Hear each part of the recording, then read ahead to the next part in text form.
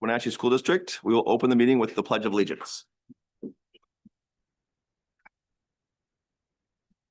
Pledge allegiance to the flag of the United States of America, and to the republic for which it stands, one nation, under God, indivisible, with liberty and justice for all.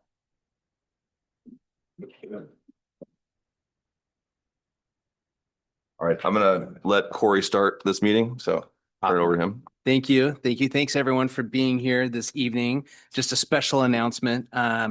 In light of recent tragic events and the heavy impact that these events are having on our community, I just want to take a moment to share that our heart goes out to the Decker family, our Lincoln Elementary community, as well as, or as we navigate this difficult time in our entire community. Sorry, Julie. Our focus today has been entirely on supporting our Lincoln School community through unimaginable pain. The last 22 hours have been very challenging as we've mobilized support for the school and assisted the students and the staff.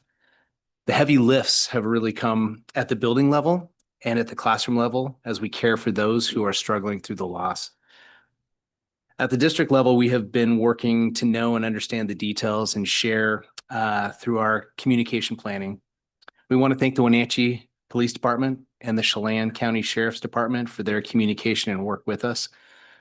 We know that tonight, actually right now, there's another vigil that's happening at Memorial Park. And we know many folks probably will want to be there as well. So we appreciate you prioritizing the school board meeting tonight in lieu of all of these things that are happening.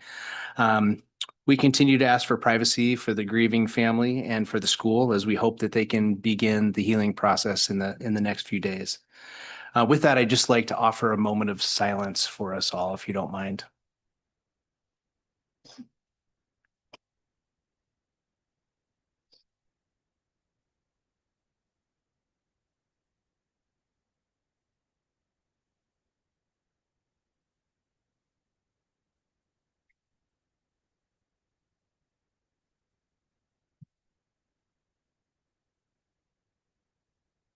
Thank you. Even in the face of such profound tragedy, the board has essential business that we need to address. And it's incredibly difficult to kind of shift the focus during times of grief like this. But we need to maintain continuity and attending to our responsibilities as part of supporting the district, our community, and our students in the long run. So we're gonna move through a little bit of the agenda and kind of separate this announcement from the celebration of our retirees a little bit. So we're going to work through it and we're going to do that. And so, yeah, I'll move over to Tucker and then you can pass it back. All right. Well, I know that we're all having heavy hearts and there's no good way to transition back to a regular board meeting, but we're gonna give it a shot. So, esta junta se lleva a cabo en inglés, pero contamos con servicio de traducción. Si alguien gusta hacer un comentario público o recibir explicaciones en español, por favor, indique su necesidad. We're now going to work through the agenda. Board, are there any proposed changes or modifications to the agenda? All right, hearing none, I'll move on to the consent agenda. Consent agenda. The items on the consent agenda were sent to the board and posted online last week. The board has had the opportunity to review the materials and ask the superintendent any questions they have had about the items on the consent agenda. The consent agenda for this meeting includes vouchers and payroll, personnel report, contracts, field trips, and the 2025 summer athletic programs. Do I have a motion to approve the consent agenda?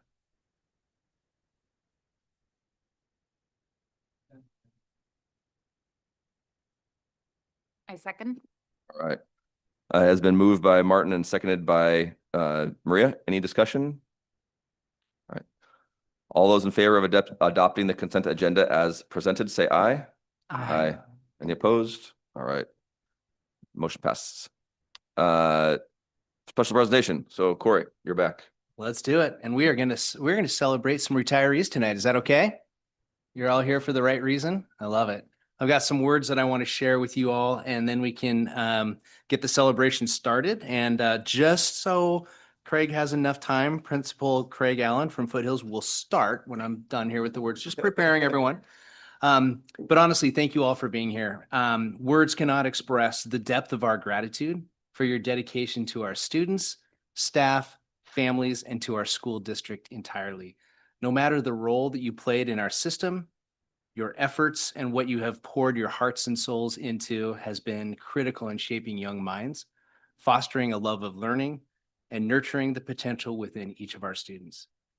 Your commitment has spanned years filled with countless late nights, early mornings, and an unwavering passion for the education of our youth. The impact that you've made goes far beyond the classroom and our building walls.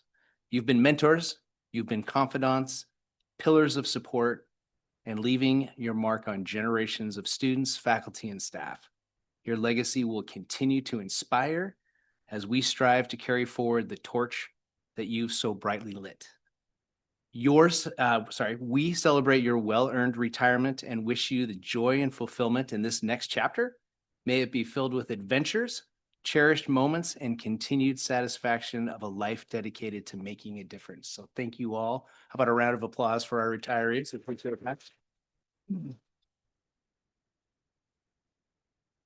And with that, I would welcome Principal Craig Allen to the podium.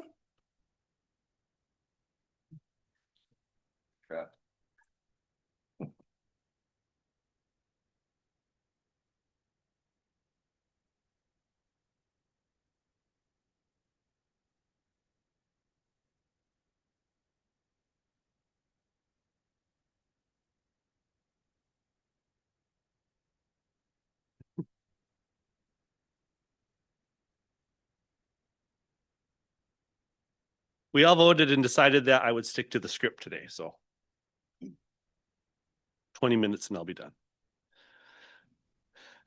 Good evening, everyone. Today, I'm pleased to take this time to honor an incredible staff member and pretty great person overall, Miss Tammy Mahoney, as she concludes a remarkable 33-year journey in education. Tammy's story is one of dedication, growth, and an unwavering commitment to helping students thrive. She began her career as a one-on-one paraeducator at Washington Elementary and Orchard Middle School, where she provided essential learning services and guidance to students. Her kindness, patience, and skill made a difference in countless young lives, setting them on a path toward success. As her career evolved, Tammy brought her talents to Sunny Slope Elementary, where she wore many hats, whether serving as an assistant secretary, technical resource assistant, lunch cashier, playground supervisor, or ESL paraeducator. She embraced each role with enthusiasm and heart. Tammy's ability to adapt, connect, and lead made her an invaluable part of the Sunny Slope community. Since the fall of 2006, Tammy has been a cornerstone at Foothills Middle School. Here, she has left an indelible mark on both students and staff, whether helping a student understand the importance of attendance, they're on time, guiding them to make wise choices, or instilling a belief in themselves. Tammy's influence has been profound and lasting. Her support extended beyond academics as she created an environment where everyone felt valued and definitely seen. Tammy's legacy goes beyond her professional contributions. She has cultivated lifelong friendships and built a reputation for good humor, compassion, and resilience. As she moves on to a well-deserved retirement, she leaves behind a legacy of love and dedication and will continue to inspire all who have had the privilege of knowing her. Tammy, thank you for your tireless work, your unyielding belief in the potential of every student, and the joy you've brought to our school communities. We will miss you dearly, but we are so excited for you as you begin this new chapter. May it be filled with adventure, relaxation, lots of time with the grandkids, and all the happiness you deserve. Congratulations on a truly extraordinary career, and thank you for everything.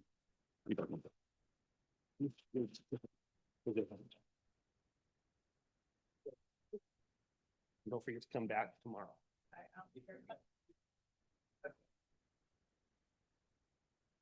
And Mrs. Rhonda Noah. Thank you for traveling up here with me and standing with me.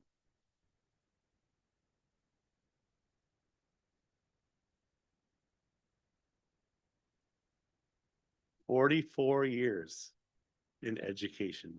44 years in education. I'm 47 years old. Good evening, everyone. Tonight, we celebrate the remarkable career and extraordinary impact of a true educator, mentor, and friend, Mrs. Rhonda Noah.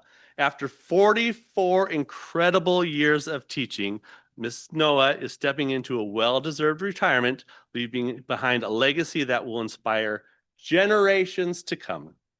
Mrs. Noah has dedicated 21 years at Foothills Middle School alone, guiding 6th, 7th, and 8th graders in English language arts and social studies. Before joining us, she spent 23 years teaching 5th, 6th, and 7th graders in, yes, Oklahoma and Texas, along with a year of elementary intervention and even a computer class. A nod to her adventurous spirit and versatility. For Mrs. Noah, teaching has been more than a career, it's been her life's passion. Since the age of 4, she has been a lifelong student and teacher, embracing every day as a new adventure. In her own words, there's no better job than teaching, where creativity flows, silly dress-up days abound, and amazing coworkers bring laughter and joy. Most importantly, she has found inspiration in her students, cherishing the opportunity to be part of their journeys and successes. Mrs. Noah often says that teachers are grown-up kids, and she has embodied that truth throughout her career. Her classrooms have been filled with curiosity, creativity, and the occasional unexpected lesson taught by her students. She's shown us all that learning is a two-way street, and her openness to those moments has made her an exceptional teacher and role model. As Mrs. Noah prepares to embrace retirement, she plans to fully enjoy this new chapter in Mrs. Rhonda Noah style by R, relaxing, you knew it was coming, E, experiencing new things, T, traveling, I, interacting more in the community, R, reading, E, and enjoying play every day. Mrs. Noah, your unwavering dedication, compassion, and joy have touched all of us, students, colleagues, and families alike. Your legacy is one of connection, creativity, and commitment to making the world a better place, one student at a time. As you move forward into this next adventure, know that you will always be part of the Foothills family, and we hope you, Noah, just how deeply you are loved and appreciated. Congratulations, Rhonda. Yeah, thanks.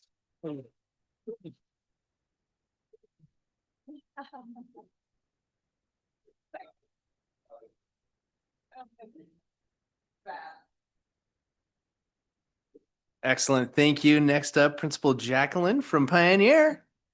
Woo woo.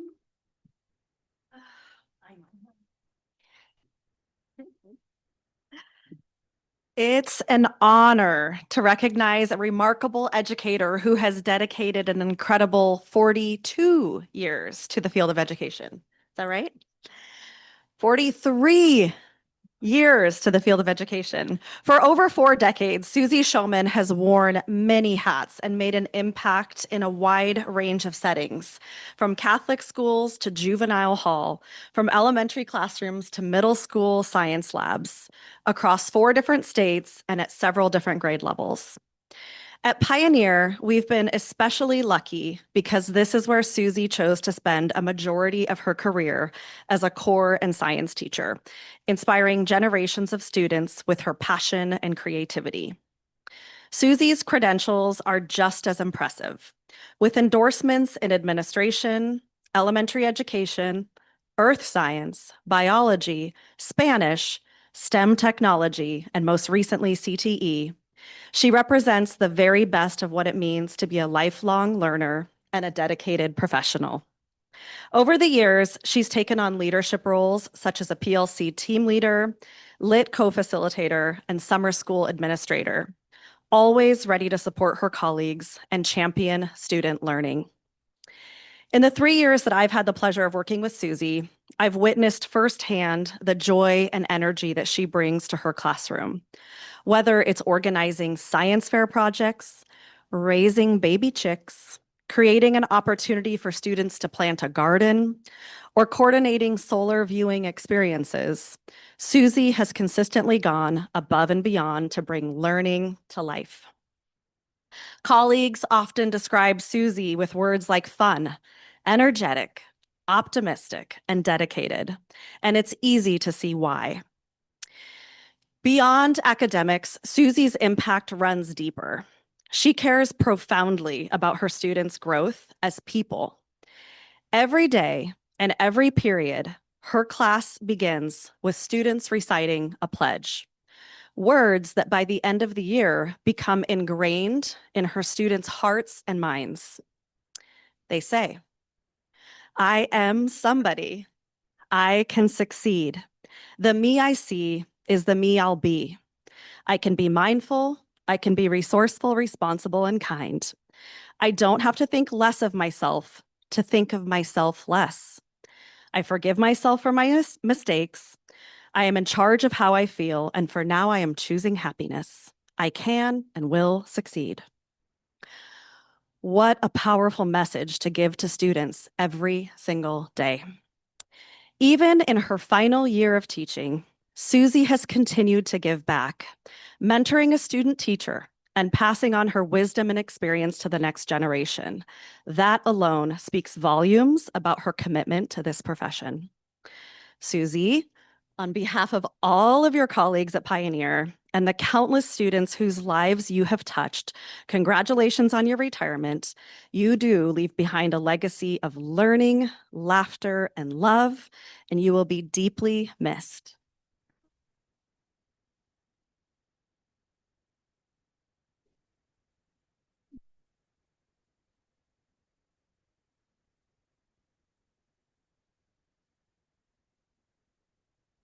Excellent. Thank you so much. Next at the podium is our Director of Special Education, Shane Rennie.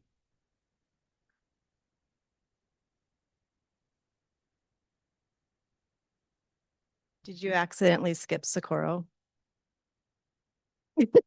Not intentionally. Well, just to bring that to mind. All right. So we have Heidi Schroeder with us today. I have a little bit of a different approach because Heidi's our preschool guru and our TK guru. So I'm going to keep our attention span very short and bulleted like we do in preschool. So I asked Heidi a few questions. When I moved to Washington to teach kindergarten, Heidi was down the hall in special ed and teaching autism classrooms and supporting teachers. And so now back in full circle, the one thing that hasn't changed about Heidi is her passion for kids, her passion for helping others, and her constant cool demeanor. And you can always lure her in for advice with some chocolate. I've learned that. I keep a bowl for us in my room. So a couple of things. Heidi started her career in education in 1986 with a plethora of different roles, but she's been with the Wenatchee School District really since 1996. And she's been a key member of our preschool program, our TK program, our pyramid model and trainer and coach, and mentoring several teachers along the way. What is one of Heidi's favorite memories here at Wenatchee School District? She states that they all lie within the staff I work with in our district, especially those working day in and day out with the students. The dedication of all educators meaning adults and families, regardless of their setting, is unparalleled. When put to test, they rise to every challenge, and it's amazing to watch. These district educators care so deeply about the learning of their students and families. It's humbling to be a part of that energy and experience. I'm especially proud of amazing, fond, caring, uplifting, and soul-searching memories of all the educators, including families, in the early childhood world. They truly get what an honor it is to receive a piece of every family's soul in their classroom. They never forget that families are bringing them a piece of their hearts every day. Without a shadow of doubt, I can't shout loud enough about the fact that our youngest learners have the best of the best, and I get to see it in action every day. That's what Heidi leads in our building. That is who she is, and that's what our model is for all of our teachers that she supports. I asked her what her favorite story, her funniest story was. So here we go. Thank you for this. I said, what a funny story? And so she said a preschool student asked her if she knew what a shart was. And she said, I think so, but can you tell me? And he said, well, it's just a tooth that explodes. And that's what it's like working in our preschool. What keeps you motivated to come back each and every day, working with the children across many different settings? I think the motivation for a lot of our staff is Heidi, that she's always there constant. Families are the best and they bring so much value to all of our children. And words of advice for the rest of us who are still carrying the torch that she has created and made so heavy for the rest of us. Children are only children for a short time. Celebrate the act of them being children. Provide for your students through evidence-based practices so they can be happy, engaged, and well-regulated. Support them to feel so valued and accepted in school, and that they only have to focus on being the best children they can be, so they can have the most capacity for learning new things and they can experience childhood to its fullest. Leave adult agendas, sub-agendas, and all that jazz behind when working with children. Remember, it's up to the schools to get ready for children they serve. It's not the children's job to get ready to go to school, to get ready for school they go to. Thank you, Heidi. Thank you for all you've done. You are going to be terribly missed, but I'll always have chocolate for you. Thank you. Thank you. Here's your official. I have to present this. Thank you. Excellent. Thank you. I think Shane teed it up for us. Next, we'll have Principal Socorro Yanez come on up here. Let's do this.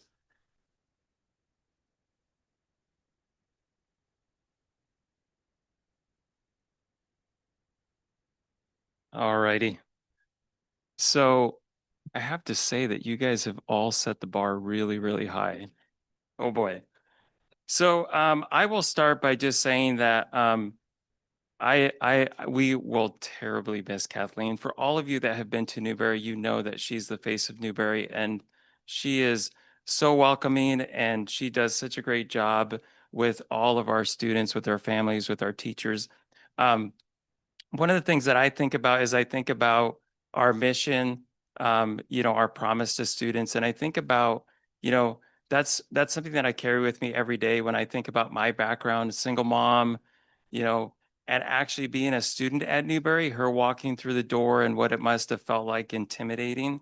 But Kathleen, you do an amazing job in making our parents feel so welcome.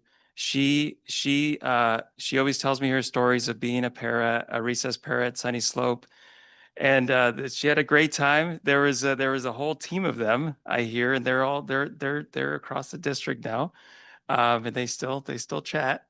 But what I will say is that when I think about Kathleen and her experience as a mom and her experience as a para, it really exemplifies how she carries herself each and every day to support our parents, right? When they walk in and they're upset or when they're nervous about being in the building, they're enrolling their young, cute little child in our building. She makes them feel at ease. She gives them advice as a parent. So there's a lot of resources that she has that she uses to take that extra mile to make them feel welcome, to let them know it's going to be okay, to let them know what the phases that they're going through. And, to be quite honest, she has these great grandkids that she could be with now. And I know that she Not great. grandkid. Sorry, I spoke too soon. Sorry. So the one thing that I will say is that Kathleen every day, it's not just about making our staff feel welcome, or our parents feel welcome, but also our staff. They go to her for all kinds of things. And I know that I have not known Kathleen throughout her career, but I know that she has done amazing things. In the last 4 years since I've got to Newberry, she has reflected with me. I know that when I was brand new as an administrator, she'd come in and she's like, "Hey, I noticed that you're like standing, like you're like this at your desk. Are you all right?" And it like those subtle ways of making me reflect and think, okay, how am I coming across? I really appreciate that, Kathleen, because you didn't have to do that. But going the extra mile made me even better. But we will truly miss you in the office and all the great things that you've done for not just our staff, but for the Wenatchee School District. You really exemplify what it means to fulfill our promise for our students and making everybody feel belonging and a sense of worth and seeing them for who they are. And by the way, she knows a little bit of Spanish too. Yes.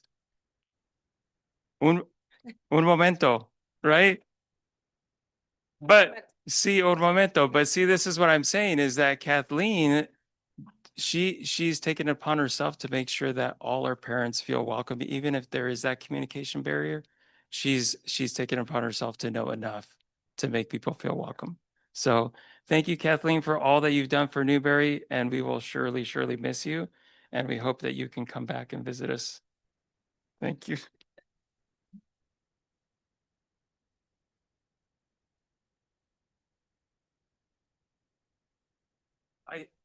I did want to say that, you know, for a second there, I was having a moment back to the LGI with my speech teacher who happens to be sitting in the room. One of my favorite teachers, and Doug, I know you're not here, but you know, congratulations, Mary, congratulations, Doug. This is what it means as being a former student in the Wenatchee School District. All of these great people, right? Ron back there, just everybody that has done a great job in fulfilling the promise and making us feel valued and encouraging us to take that next step because you didn't have to do that. So thank you. It was a tough first year of college, but my communication with Doug and my communication with Mary made it happen. So thank you.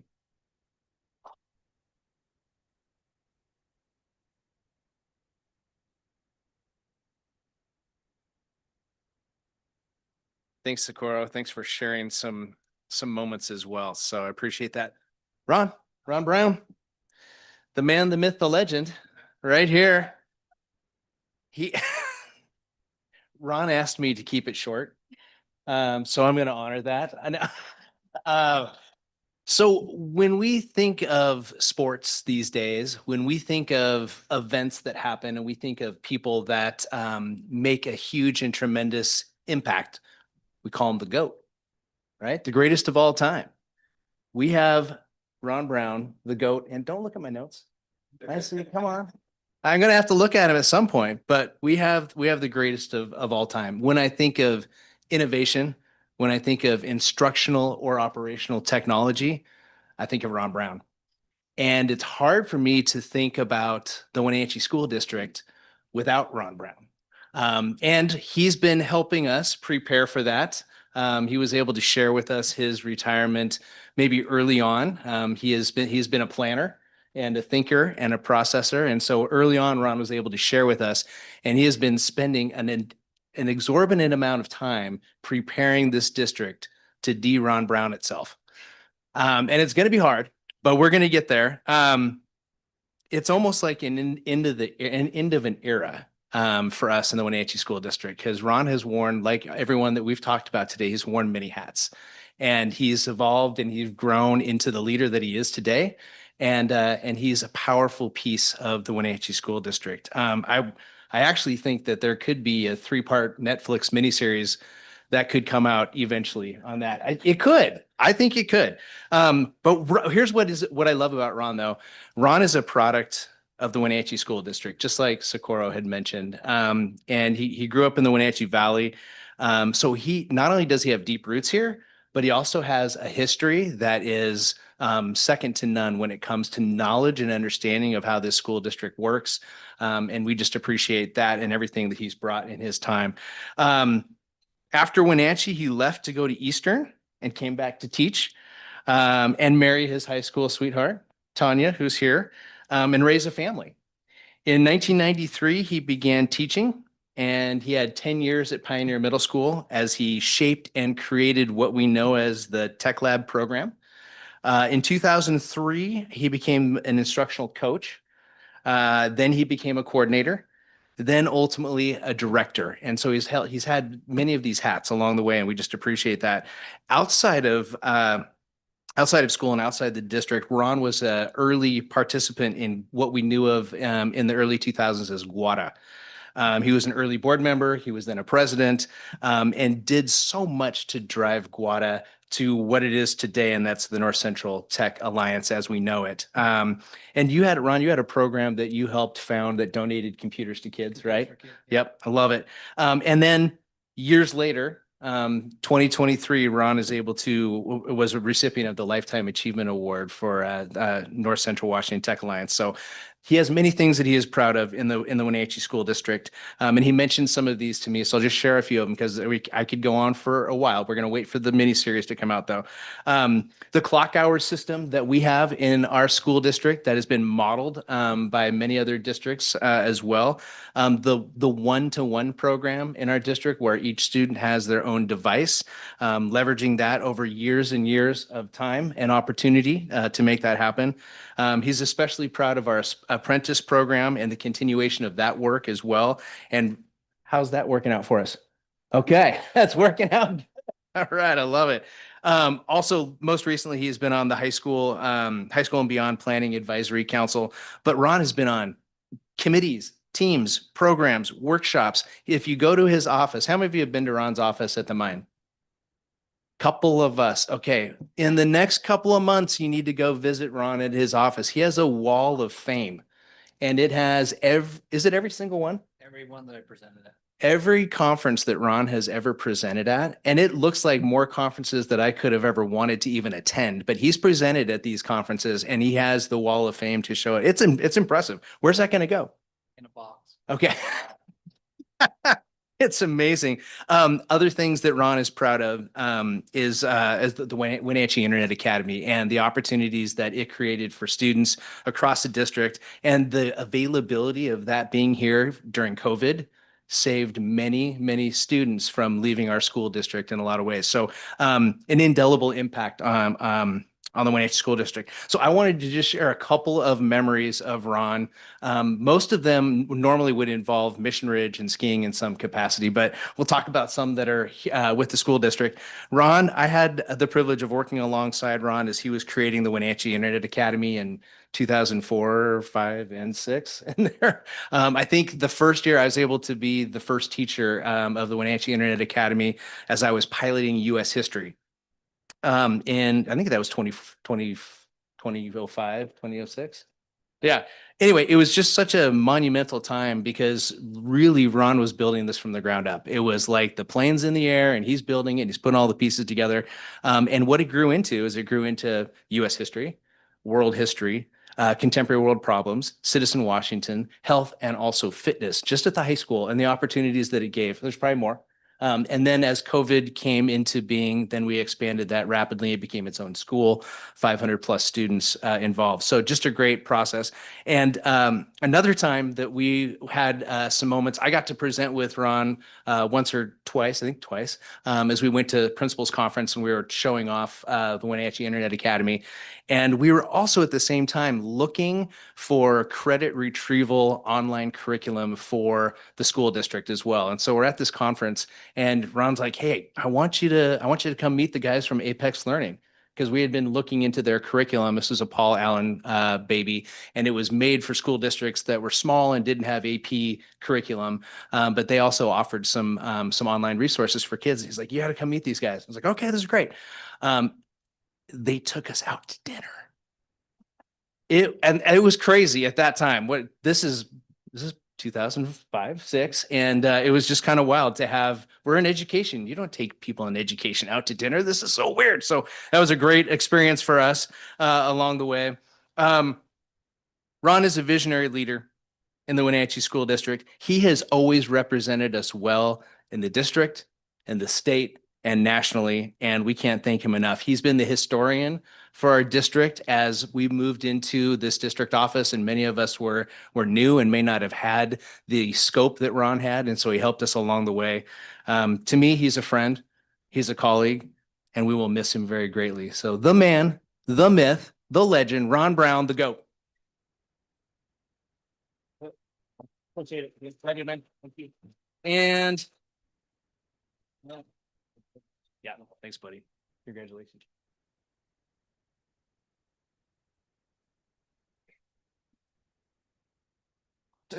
Another mic. Gosh.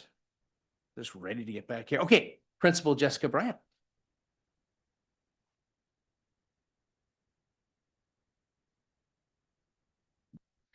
Well, for those of you who know me, you know I do love to talk, but not at these things. So I will be we won't be too well, I'll be short, but so good evening. I'm Jessica. I'm the principal at Washington, and it is my honor to be here to celebrate Kim Ground's retirement. This has been a really hard process for Kim. We've had a lot of conversations in the gym, a lot of conversations in my office. And this has been a long decision. And you can tell we were just discussing because my sources were incorrect. Kim is finishing up her 32nd year in education. Interesting enough, she started in 92 in Ilwaco, which if anybody know where Ilwaco is? All right. Well, I taught just a little north of Ilwaco for about 7 years in a town called Raymond. So when she and I started sharing stories, I was like, oh, yeah, I get that. And unless you've been there or know the area, you probably wouldn't believe the stories that she had to share. But I can't imagine being a young coach down there. So Kim has worked in the Wenatchee School District. She joined here in 1992, and she spent a few years subbing before she joined on as a PE teacher and coach. You might not know this, but Kim then got to relocate to Ephrata and then over to Yelm. That's what happens when your spouse decides to find some new jobs. You get to relocate with them. But in 2017, Kim got to come back when her husband was hired here as the police chief. Funny enough, I actually knew Steve before I knew Kim because he was my husband's boss. So when we came on, when I got hired, my husband was at work and her husband came in and said, I think your wife is going to be working with my wife now. And he said, Washington? Yeah. Oh, okay. So small world. So she was really excited to come back, and we have been lucky for Kim to join us at Washington for the past 9 years. I have never met anybody who keeps a gym as impeccable as Kim. I'm telling you guys, if you need somebody to make sure your gym looks good, that thing still looks like brand new. And if something is happening, I'm going to know about it and we're going to make sure it's fixed. And I appreciate that because buildings are expensive and we have a lot of use in our building, and Kim keeps it pristine. But beyond the drills and the game, Kim has taught students valuable life lessons such as teamwork, perseverance, sportsmanship, and just that value of healthy living.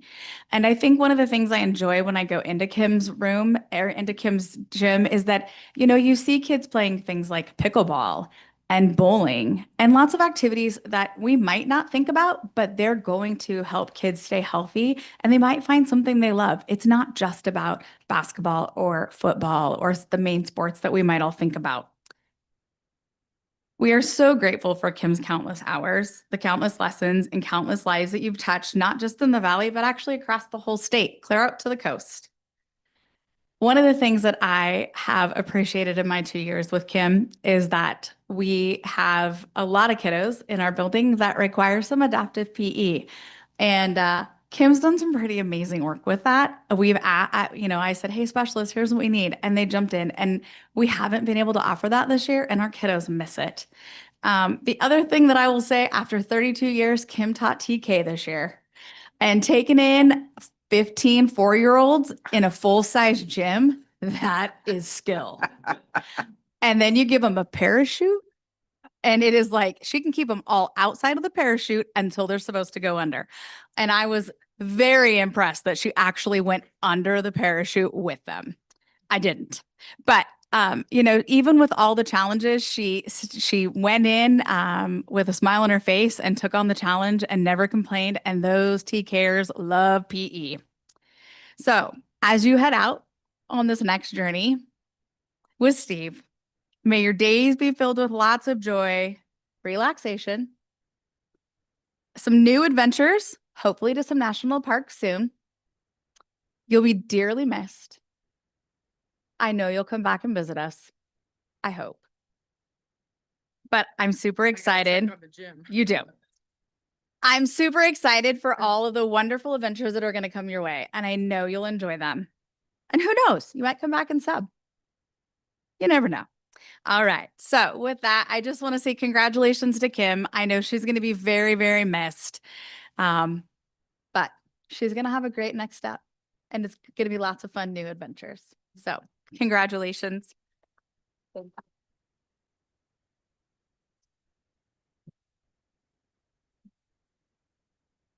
Thank you, Jessica. Principal Eric Anderson up next.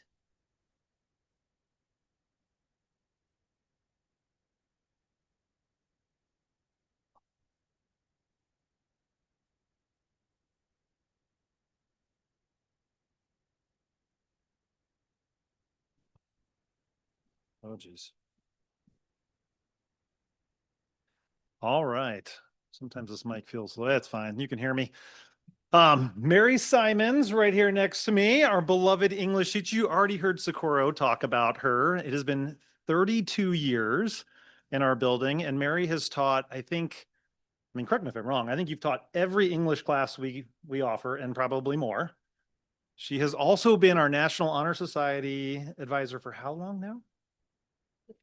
15 years. So she has been putting chords on kids for 15 years and recognizing them at graduation, which has been fantastic. Mary has not only served in terms of the curriculum and the courses that she's worked with, but really one of the things that I want to focus on is her relationships with our staff and with our students, because I would say that's what she prides herself on. And that is what I see her as a people person. She loves people. We were talking here in the back of the room, and it has always amazed me with Mary that she can name, I would probably argue, the majority of the students who have ever come through her class in 32 years. She can see them on the street, recognize their face, call them by name. And I don't know how you do that. I can't, I mean, I cannot do that. But it means a lot to her to recognize people, to engage in those conversations. She makes handmade cards in our building that she gives to staff members. She has run our Secret Panther Pals for as long as I have been in our building. And it is about a culture piece for her, about connecting with individuals, about creating that space in our building. And she has done an amazing job of that. So with that being said, in 10 years of me standing up here and saying things about our retirees, I have not once done this, but tonight I am. I'm inviting 3 students to come up here and join me real quick, because as part of this, I'm having this conversation today, and I happened to ask one of these 3 young men if they would be willing to join me tonight, and they said, absolutely, but can we bring 2 others? Can I bring 2 friends to talk about Miss Simons with me? And I said, absolutely. So these 3 young men are going to say a couple things about Miss Simons here real quick. 1 second, I have something written down. Hi, I'm Matthew Butler. This is a little tall for me. Hi, I'm Matthew Butler, one of Mrs. Simons' students. I'd just like to say that even though I only had the pleasure of knowing her for a year, her class brought me joy and great memories every single day. Her openness with students and the vulnerability she showed in class made it very easy for students to make personal connections with what she was teaching.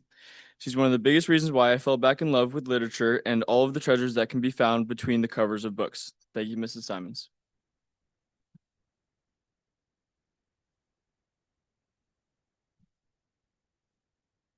My name is Thomas Ivy. I met Mrs. Simons my sophomore year when I joined Honor Society, and I didn't really know her much my sophomore junior year, besides the nice lady at the door that gave me donuts when I walked in. But this year I got the opportunity to take her AP Lit class, and I have never had more fun in an English class. I'm going to study physics in college, so literature isn't really my thing. But I've grown to love literature, learn to love diving into literature in class. And I've learned to love the classroom. I've had so many memories in the classroom where not only are we having discussions about books, but we're having discussions about life. Every Thursday for the entire year, we got to come to class and learn about our grandson and how they saved Camelot by jousting with toothpicks. um, yeah. And I mean, I remember there were at least 3 times this year where I missed half or all of French class just talking to Mrs. Simons after. um, it's okay. We made up the work. But I mean, Mrs. Simons has influenced my senior year more than anybody else, and I don't think I'd be where I am without her. So thank you.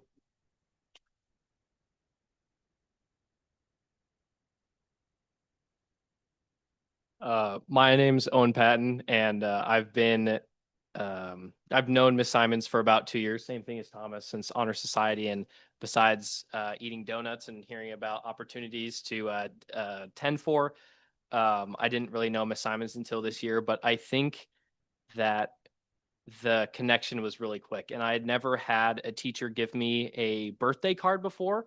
But this once she gave me that, my birthday's in September. So basically right as school started, I got a birthday card, and I was really surprised because she didn't know me that well. And I just that was the first time a teacher has ever done that before. And that just meant a lot to me. And after that, she's just been so influential and so caring. And like Thomas said, I want to do engineering. And so English and literature has never been something that I enjoy. It's probably one of my least favorite classes to learn things in. But this class has just been so revolutionary for me. I want to go to my English class now. And I really just want to learn and have Miss Simons teach me. And that community is really something special. So thank you.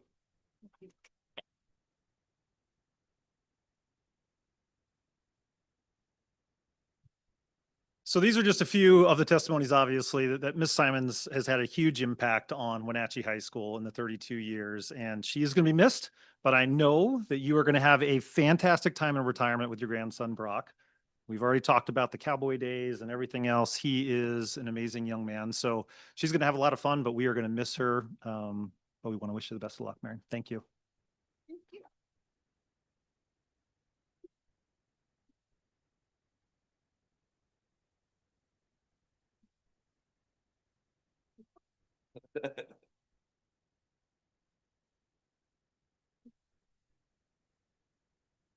Jake's going to come up with. Yeah. Yep. Awesome. CTE Director Jake Buholz. Next. Gentlemen, thanks for joining us.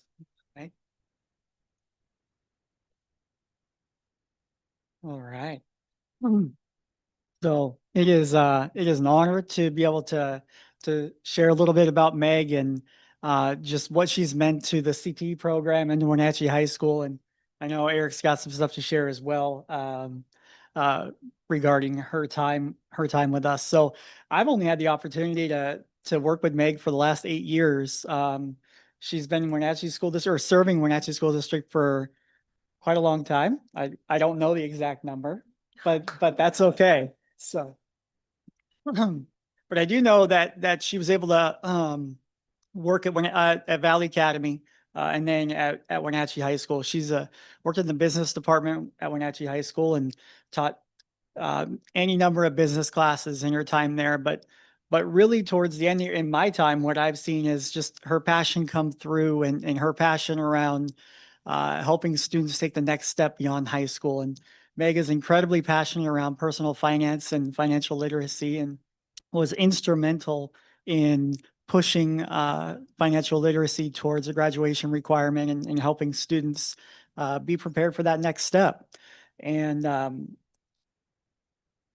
with all that said, what I've shared through a video that I did for something else, but the thing that really stood out to me that I want to drive home that was so important to me is her relationships and her compassion and her caring for everybody that comes through her doors, and just for her colleagues as well, which includes me. And so I just want to say thank you, and we appreciate everything you've done for Wenatchee High School.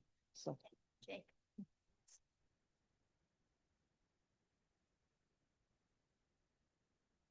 Jake and I didn't plan well because it's basically what I was going to say. So no, stay up here real quick. But what I will say is, again, when we talk about personal relationships, Meg is, again, that individual that's walking down the hall, that has a smile on her face every single day, that is engaging with kids, that's laughing, that will give you that joke, that will lift you up. I mean, that's who she is, and that's who she has been the entire 10 years that I've been at Wenatchee High School. I've appreciated working side by side with her. She's going to be missed. And I will just say her passion around exactly what Jake said around the financial literacy was the first thing I thought of. She was like, we got to make this happen. And it wasn't just kind of like, what about this idea? It was like, no, we got to make this happen. She was ahead of the state on this. I mean, so when you think about also her legacy of what she's driven in our district, that is fantastic work because we know our kids need that and it's going to benefit them. I mean, so anyway, I'm rambling in the same direction that Jake already went, but we're going to miss you, Meg. We really appreciate everything you've done. And again, we wish you the best of luck in retirement.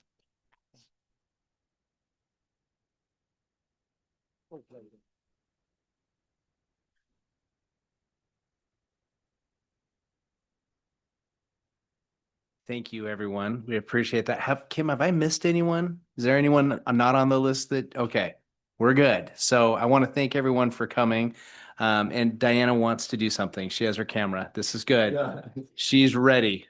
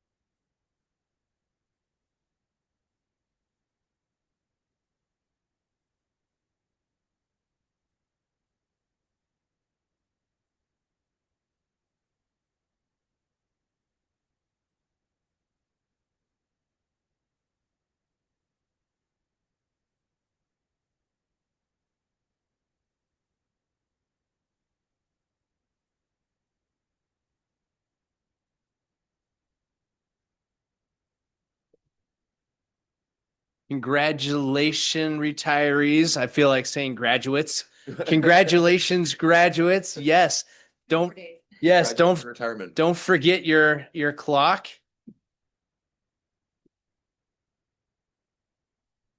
An extra crumble cookie, a handful of peanuts.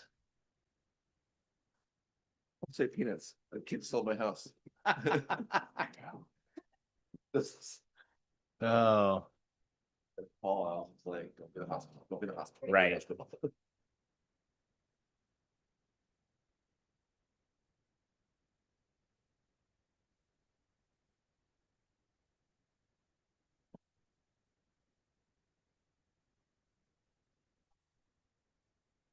okay. You want to give it a minute or we gonna? Yeah, yeah, maybe we'll.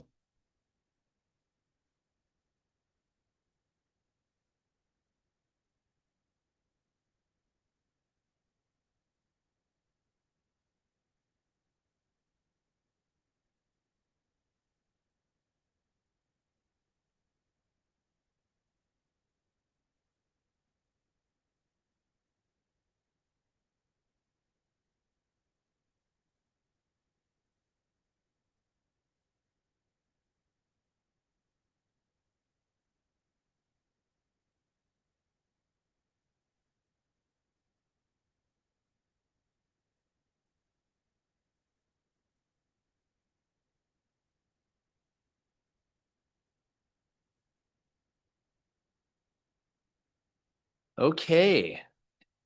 So even though I mentioned last board meeting last week that Amelia was the main event we knew it was Sean.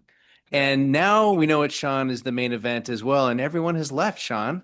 But Executive Director of Business and Finance, Sean Fitzgerald, is going to join us and walk us through the first of two presentations on the 25-26 budget. So thanks, Sean. Sean, do we have any citizen comments? I'm assuming no. Okay. So when I was like, I know you're you're just rolling, but okay. So no, Sean, you're back. All right, thank you. All right, which one are we presenting first?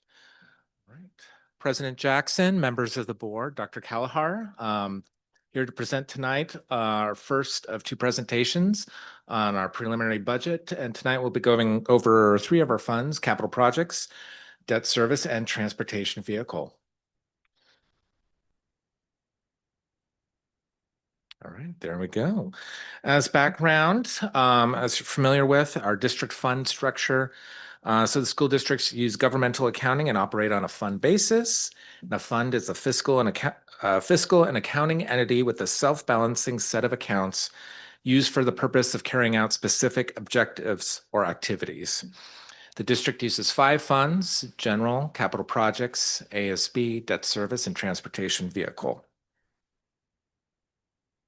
Our general fund is our largest fund and makes up about 90% of the district budget, and the other 4 funds make up about 10%. We'll start with our transportation vehicle fund. And the primary purpose of this fund is to purchase yellow school buses. And our primary revenue sources is the state reimbursement for depreciation, which we receive at the end of each school year. And an important thing to note about Transportation Vehicle Fund is expenditures are recorded when buses are delivered and not when we place an order. To begin with, we'll start with our year-end projections for the current school year. And so just going over the activities, budget versus year-end projections, we ordered 5 school buses and we received 4 of them this year. The final one has been delayed and we'll receive in September. So this is what accounts for our variances at the depreciation reimbursement level and also at the bus purchases.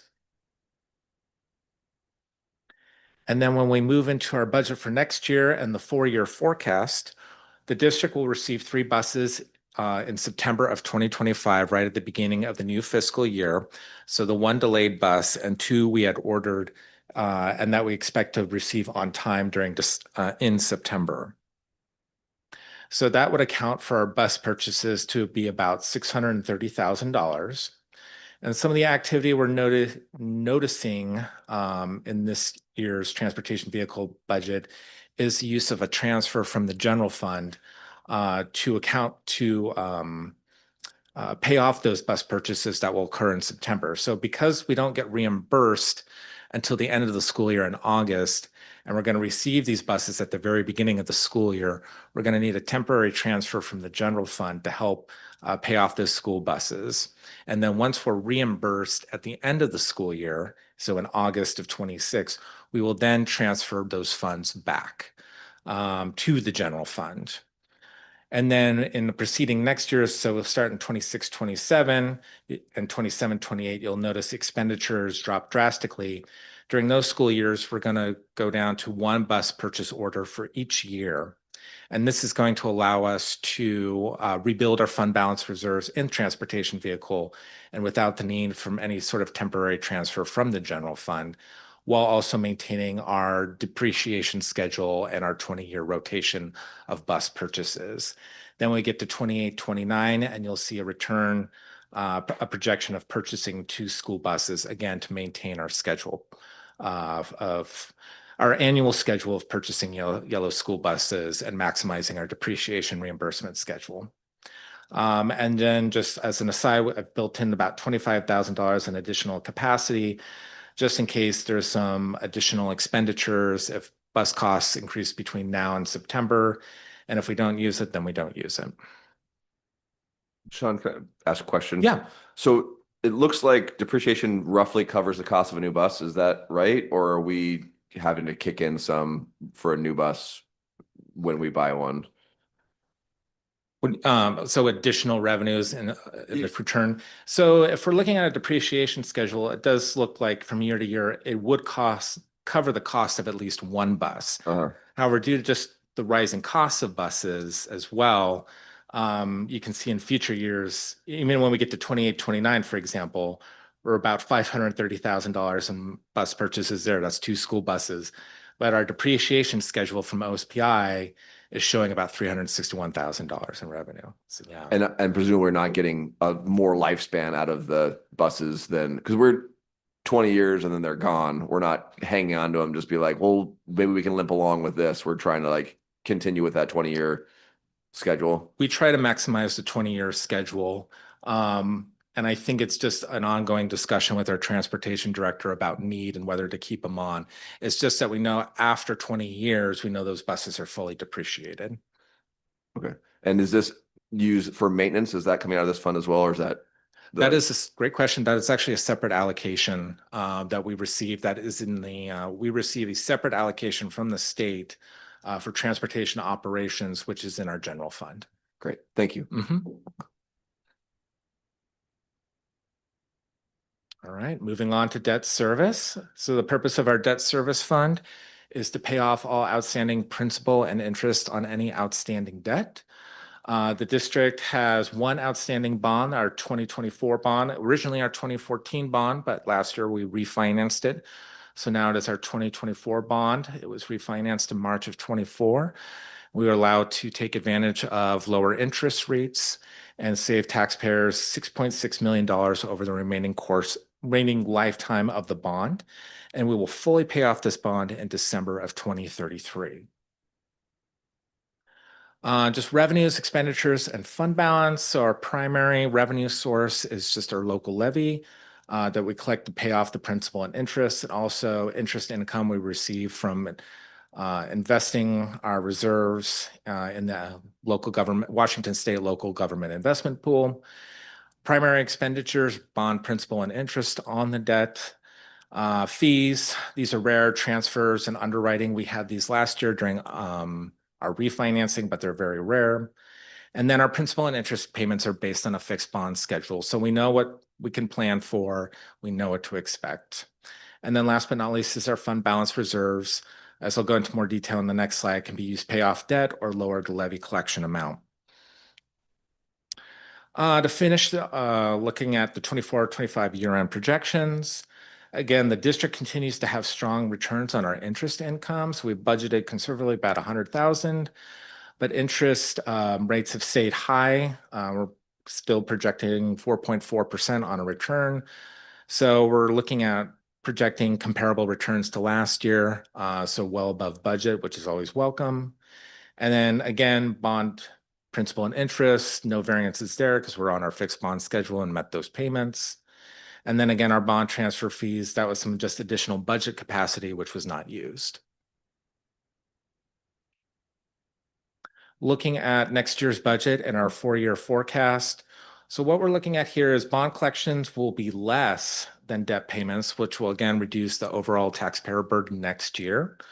Again, we're still projecting strong investment earnings and fund balance reserves that helps offset the need for larger bond collections. And then our goal is to ultimately just draw fund balance reserves down slowly, trying to keep down, only collecting as much as we needed and keeping the tax rates as low as possible.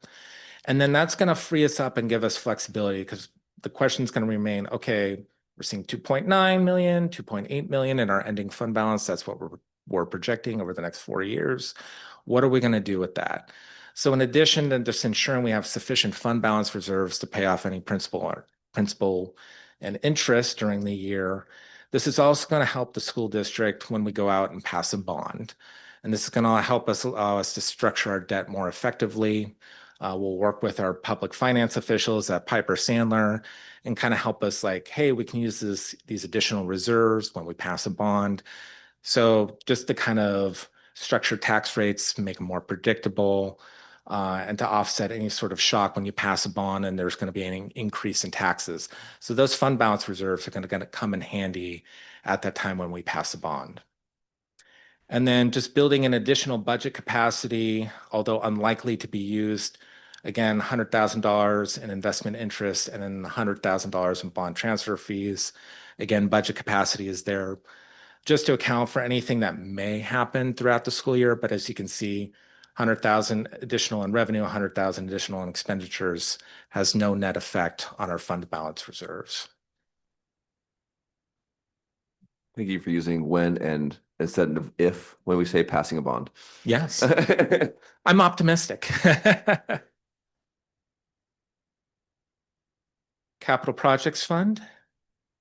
Again, purpose of the Capital Projects Fund, purchasing land, construction of buildings, conducting energy audits, making capital improvements on district facilities. Primary revenue sources, bond sales, state matching revenues, special levies, also interest income. Just to finish off our projections for 24-25. So here we see larger variances than in our other bonds or our other funds, excuse me. And then this is just due to the nature of planning and capital projects. So last year at this time, we just received a $14.5 million grant to renovate and expand the skills center. And at that time, we had just received the funding. We didn't have Clash Group with us. We didn't have a timeline. And so one of those things is we know we were going to get the money. We know we were going to use it. It was just a matter of timing.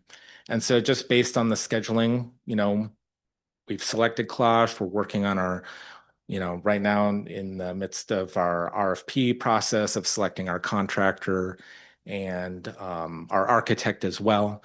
So no construction has taken place. So that's the reason for that large variance. We budgeted for maybe the idea that we may be farther along in the process, but that just hasn't come to pass. And so that explains the large variance on the state special purpose line. If we look at, and also if we're going down to expenditures and our sites and buildings, again, the larger variance there is just due to the fact that construction has not started on the renovation of the skills center. And then we have some much smaller variance on the local support non-tax and the energy audit. So we budgeted some extra capacity for clean energy audits that were taking place this year. However, they did not pass through the district. They were entirely reimbursed by the PUD. And so that capacity was built in there just in case there was a pass through. It just didn't occur. Moving, Sean, oh, go ahead. So this might not be the time, but we talked about what happens with the Valley Academy building. I'm assuming if we sell that, it goes in the capital fund. If we were to rent it, would that also go to the capital fund, or is that to the general fund? That would go to the general fund. Okay. Yeah. Cool. No, great question. Thanks. Budget and forecast 25-26 and the 4-year forecast. So now a year later, we still have our grant money for the skills center renovation. We have Clash Group. We are selecting our contractor and architect this month. And so a lot of the presentations we've seen with the proposed timeline over the next 2 years has shown a lot of construction beginning in the next school year and then being completed during the 26-27 school year.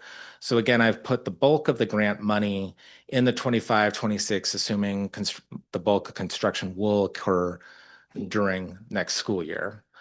Again, investment interest. So that's why we have the $12 million here at the Tech Skills Center.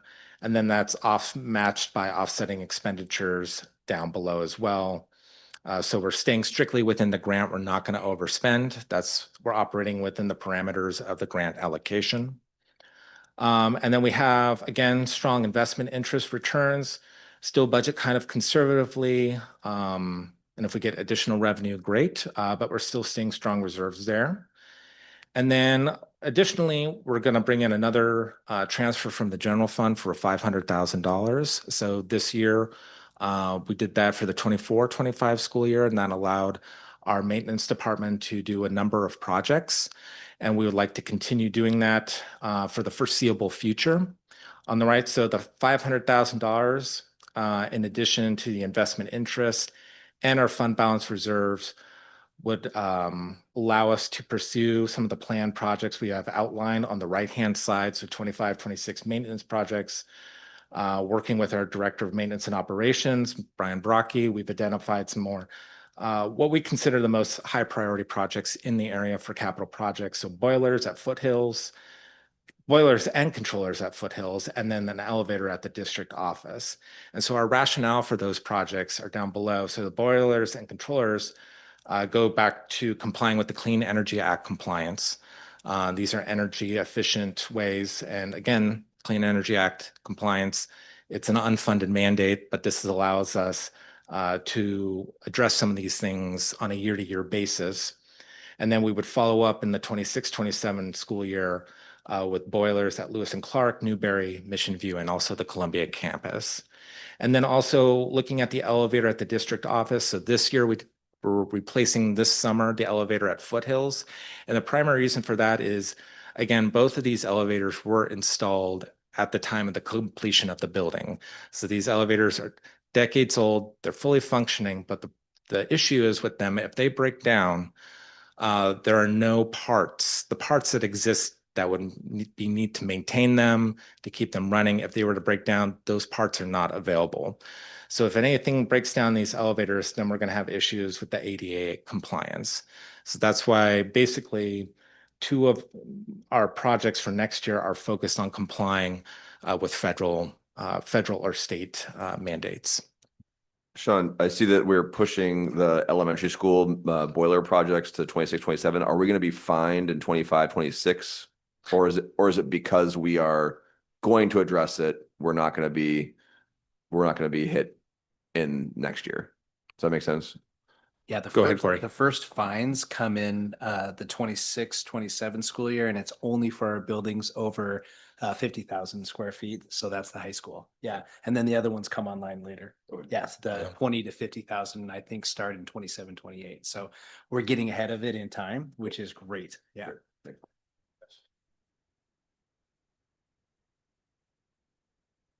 All right, here's our budget timeline. So again, tonight, presenting on capital projects, debt service, and transportation vehicle. 3 weeks from now, I'll be back here. Crowds will disappear. I'll claim to be the main event. I'll be the follow-up to the main event, and I'll be presenting on the general and ASB funds on June 24th. Between June 24th and July 10th, the budget will be due to the ESD. They will review it over the month of July. And then again, a short follow-up presentation on August 12th. If there's any significant changes, it'll just be a high overview of the presentations you've heard here in June and any changes that may have occurred between, based on feedback from the ESD or things we've noticed during the review. And then again, adoption on August 26th by the board to be met, which will be plenty of time to meet the August 31st deadline for OSPI.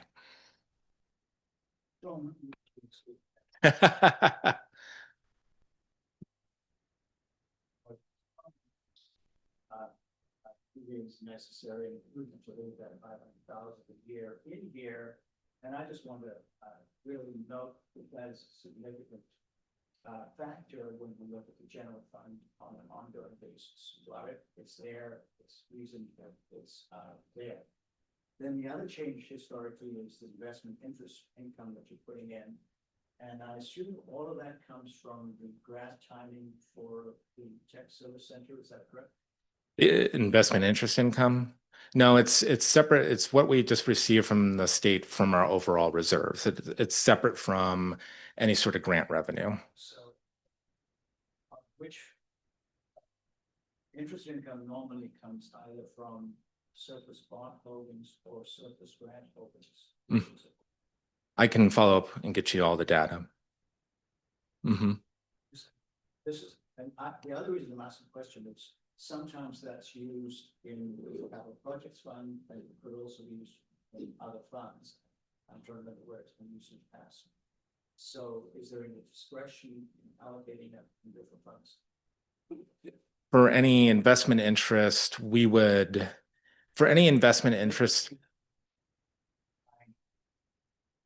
correct. So each of our funds generate a certain amount of investment interest income annually. And so right now the current plan is to maintain whatever fund generates that income, they're staying within that fund. Yeah. And on the fund, the competing 14.5 million expenditure capital on exactly on time, takes 2 years. Needs some good engineering and build up. Mm-hmm. So I think we need to focus on that. And then related to that, if that would drag out, then that would impact the investment. Correct. Yeah, if the project was to go over the 26-27 school year, funds would have to be reappropriated from the state. So, yeah, correct. Transportation vehicle one, just making a note in the 25-26 plan where you have to do some mid-year financing out of the general fund. Mm-hmm. This is a topic we discussed with respect to fund balances. Correct. Erratic demands on the general fund in the middle of the year. Mm-hmm. So this is kind of a useful reminder of the nature of that, because I don't think we've actually seen that in transportation budget projection. Yeah, it's been a few years, yes. Mm-hmm. So generally, though, what I would say is that I really appreciated these presentations. It's very clear as you compare 24-25 with 25-26, what are the differences in the two fiscal years, what's changed. It also makes pretty clear what issues are driving and what are the key variances. In particular, if you're looking at the debt service fund, you can see the difference between the annual bond interest burden versus the bond levy revenue. Mm-hmm. Kind of take that out, that's about 100,000. Correct. What I'm saying from a clarity point of view, it's very nice to have this. Appreciate that. Thanks. Thank you. Welcome back, Martin.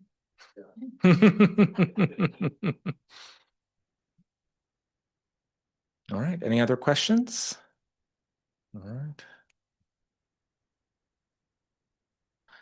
Excellent. Thanks, Sean. Thank We'll you. we'll have you back in a few minutes. All right. Yeah. Thank you for the main event, which is coming. Yes. Can't keep saying.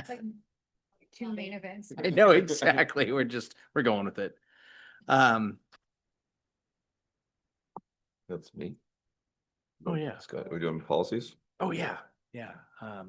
Okay. I gotta explain them though. So. I Oh, think okay. You wanna Yeah. start talking policies? We'll talk about policies. All here. right. Yeah. So I'll tee it up. Discussion. All right. Sorry. Awesome. Thank you. For the main event. Yes, we have 3 policies, we have 2 policies and a procedure. So we have 3225, which is our students and electronic devices policy. And I'll share the update. I think you all know the update is a lot of the update is around our current policy is the removal of some archaic language referring to telecommunication devices and pagers and things like that. The language removes also the terminology that phones would be restricted only during classroom instructional time, inferring that they would be used at lunch and passing periods. So we've removed that language, so we would have a phone-free Wenatchee school district. So those are some of the pieces with that. I want to thank Kim for her work in looking at other cell phone policies. As we know, a year ago, when we started kind of talking about cell phones, and it was I won't say trendy, but it was lots of districts were looking at cell phone policies and the impact they were having on their students. And so I appreciate the time that that we have been given in the Wenatchee School District to kind of work through some of that with our community as well. So I'll stop talking. Any thoughts or comments from our policy committee? I think the only remaining question I have is, because this incorporates the most of what we discussed, is because we're going to be using the Yonder pouches at least the high school, will they be adopting a policy as a sort of separate supplement procedure to require the use of the Yonder patch? Because what I noticed in here is we don't actually specify in here that students must deposit their pouches or their phones in Yonder packs. Right. But I know if that's not going to apply to all schools, I can see why we leave it out here, but I just want to make sure that loose end gets tied up before the school year starts. So when somebody going into the high school can say, show me the rule, Mm-hmm. there's the rule. Yes, absolutely. Great question, Julie. The high school is actually, once our policy and procedure is adopted, then the high school is going to make sure that they have adapted it to fit the yonder pouch, and then they'll have that in their school handbook. So, yeah, good question. I don't have anything to add other than sorry, Mark, you've kind of inherited this. Earlier, was it last year? Well, yeah, earlier, no. Inherited the policy? No, or was it last year? Earlier last year, we had a brief discussion on, how the board felt about, restricting cell phone use in the buildings. And I think at the time, the whole board, this is what I mean, had a consensus that we needed to come in and update our policy and create a more structured procedure. So, hopefully you feel the same, but it's okay if you don't. We won't hold it against you. This has been a work in progress for Kim, like over a year and a half. Kim has done most of the work. And I think the school district has provided ample opportunity and information sessions and whatnot to our community and our parents to provide input to guide the work of the policy and the procedure. So thank you to all those that worked on that from the district aspect. Julie and I spent some time earlier last month working and massaging this after Kim created it. But like I said, I don't have anything to add other than just acknowledging the work that has gone into this. Thanks, Maria. Anyone else? Any other comments, Martin?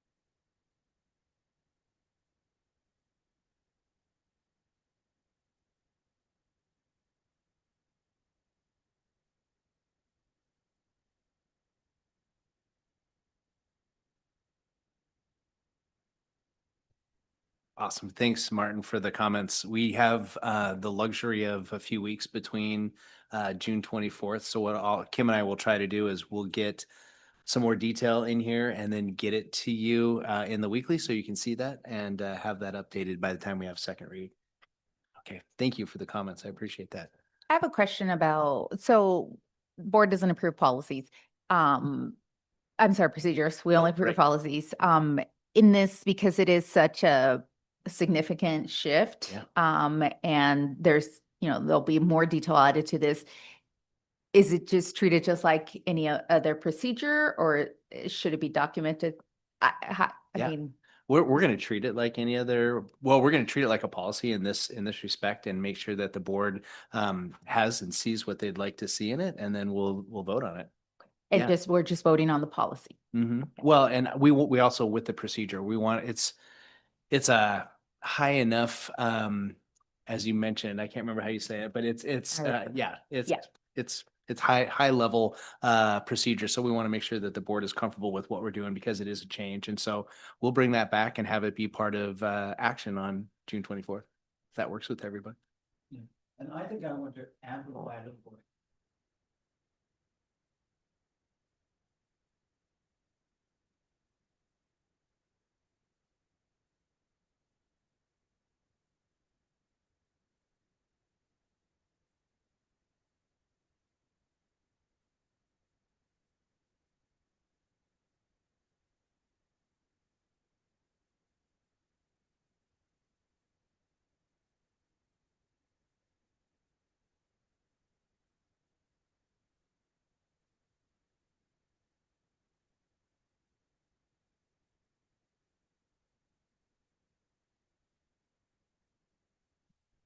And I agree that because it is such an important procedure that we need to kind of approve it as a, at least at this initial outset, but I think I'd like to see maybe when we bring it back, a two-part sort of motion to where the procedure basically says we're adopting this procedure as now, but districts authorized to administratively adjust the procedure. So we don't have to, because I worry about the formalities when we adopt it as a resolution and then we can only amend it then as through the same formality, which is not the intent with the procedures. So acknowledging it that we're adopting it now because it is a cultural shift, but delegating the authority to continue to modify procedures as needed without board approval, subsequent board approval.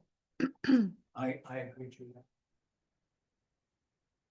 I think we all want this to work, right? I mean, I think no one here, I think we all believe that this is a good shift. So, you know, having this, like you said, culture change backed up with the tools so that it can be successful is important. One of the things that we did at policy committee was that Julie and I, Corey and Kim spent significant enough time reviewing and adjusting the procedures.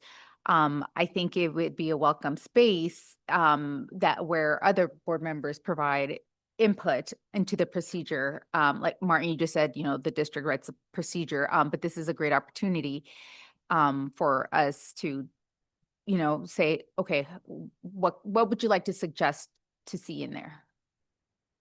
Yeah, I think Kim and I would welcome those suggestions. And then what we can do with those suggestions is we can also look to see where there might be other procedures that are out there that are also doing the same thing, and we can mirror some of that language as well. So it'd be great. No, and that's more work on your plate, but if you want to give us some input, we'd appreciate it. That'd be awesome. Yep. Thanks for the great feedback. Okay. Looks like we have a policy 2230, which is transition to kindergarten. The TK policy was created to align with the RCW and the changing legislation for TK. As we know, our legislators have put a hold on the growth of this program by only funding those programs that are in existence based on the attendance rates of the 24-25 school year. There were some questions in the policy committee about TK compliance.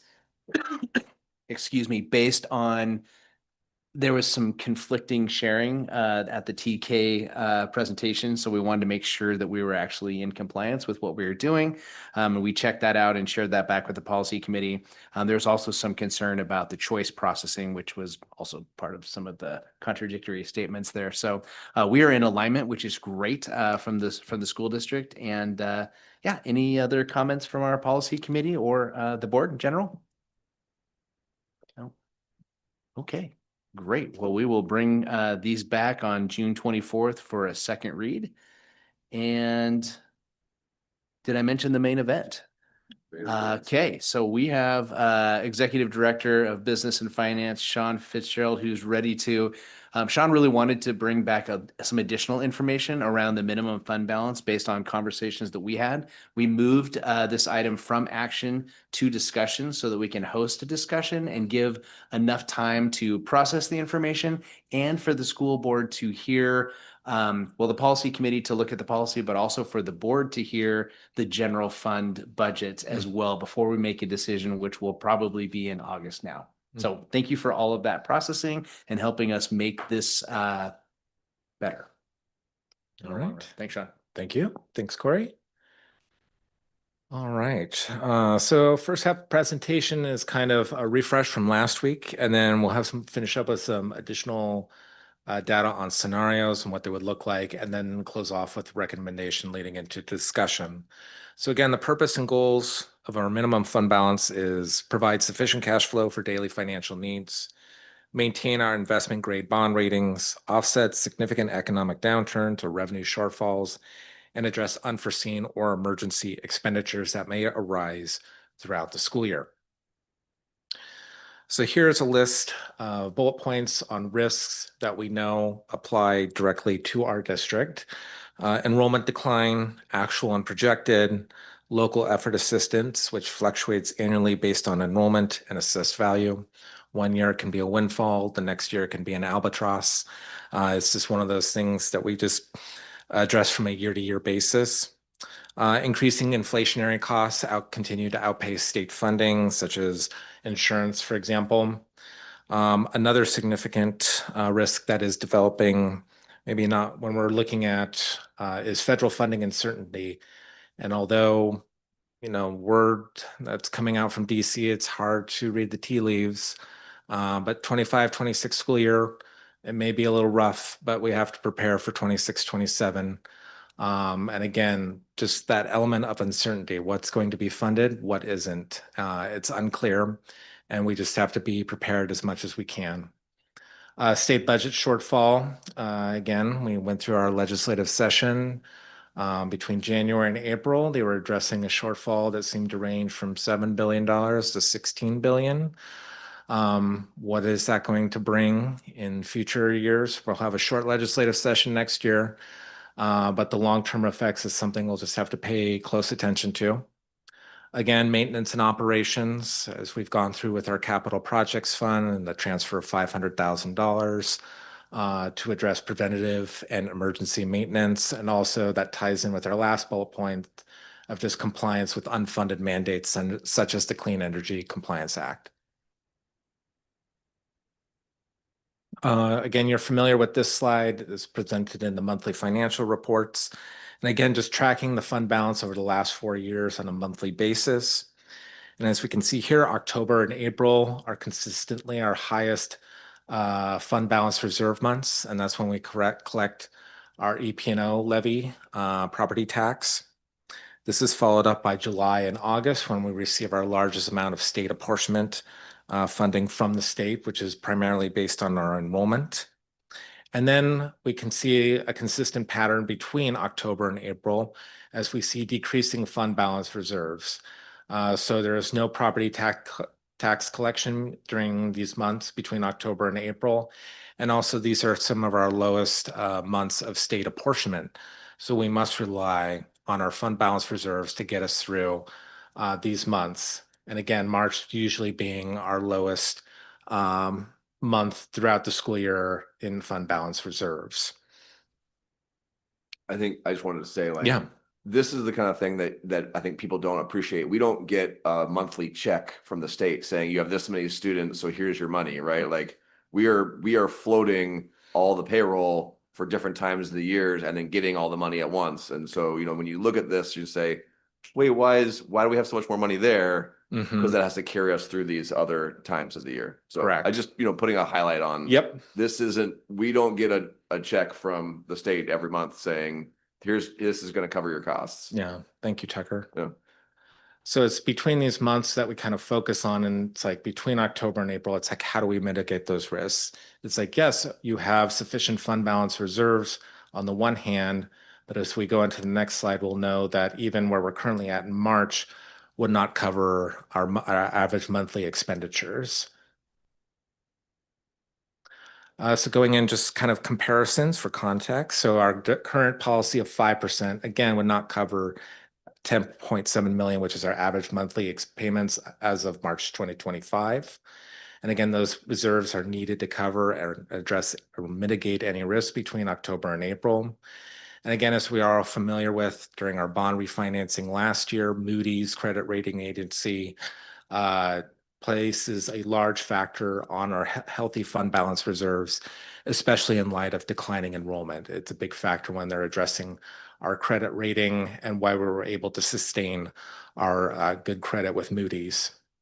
The district cannot rely on restricted fund balance reserves, but not only restricted, but we also have certain things like committed, non-spendable, those others, fund balance reserves that are set aside to address specific, whether they're federal contracts, federal programs, or they're for certain programs. So for example, if we're running low on, special ed funds are for special ed, CTE funds are for CTE. Federal title money is for federal title programs. It can't be used for other things that are not allowable under those contracts. So it's just another thing we have to be aware of. And then also just in context as well, the State Auditor's Office and the Governmental Finance Officer Association do recommend a 60 days cash reserve balance. So what does that look like? So if we go to the right-hand side, just based on our 24-25 budgeted expenditures under our current policy of 5%, we have a $6.7 million unassigned fund balance. If we go up to 8%, that would match average monthly expenditures and also what Eastmont School District's current policy is. Speaking with other school districts, I heard when they were having their credit evaluation, Moody's was looking at 10.5%. And then it's like, well, if we really wanted to go with SEO or GFOA's recommendation, 60 days cash reserve would be 16% or 21.2 million. To put that in context, we started this year in September of 2024 at 15.1 million. As of March, we're right below 10 million. So whether that is an achievable goal, that would take many years to address. So that is not our focus tonight, but it's just to put it into context versus recommendations versus reality. So if we're at, when do we take, like, is it just saying we have to have $6.7 million in the bank all the time? Because as like you said, we have a budget of 20 million, then we have 10 million just because that's the total funds that we have? No. Okay. So in a later slide, but I can address it now as well, is what our goal would be. I mean, it could be up to the board in drafting their policy if we wanted to stay above that the whole year. But ultimately, our goal would be to maintain minimum fund balance finish the school year with our fund balance reserves at or above the minimum fund balance level.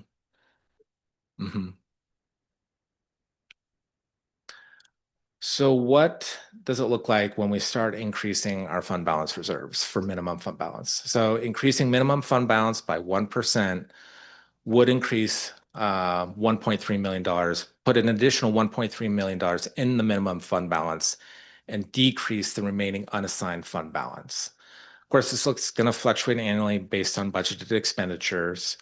But what we're looking at for this next school year and consideration for future school years would be increase this balance gradually and just to avoid just unnecessary budget reductions that may occur throughout each year. And again, going back to Tucker, your previous question, the goal would be to maintain the minimum fund balance at or above policy level at year end. So if we're looking at some kind of preliminary and conservative projections, so let's go to the end of the 25-26 school year.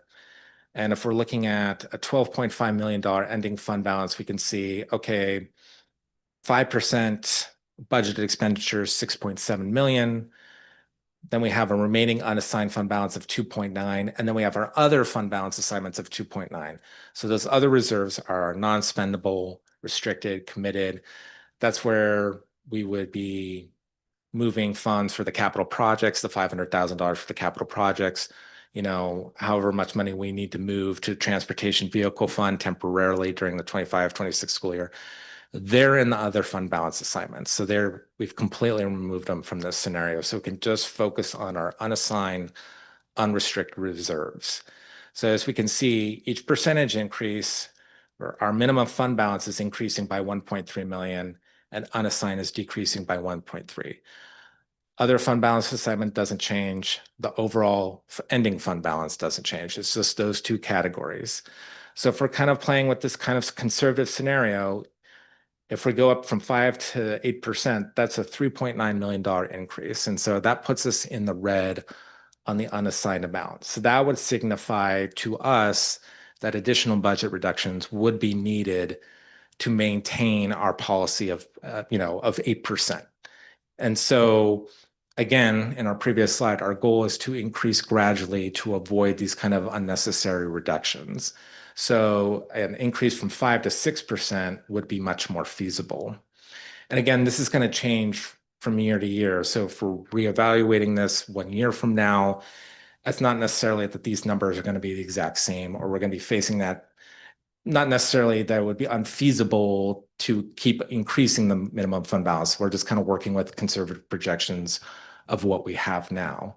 So if we're looking at it, a target of 8% would result in additional budget reductions on top of what we've already done this year. That is not our goal, but a 6% would not result in additional budget reductions.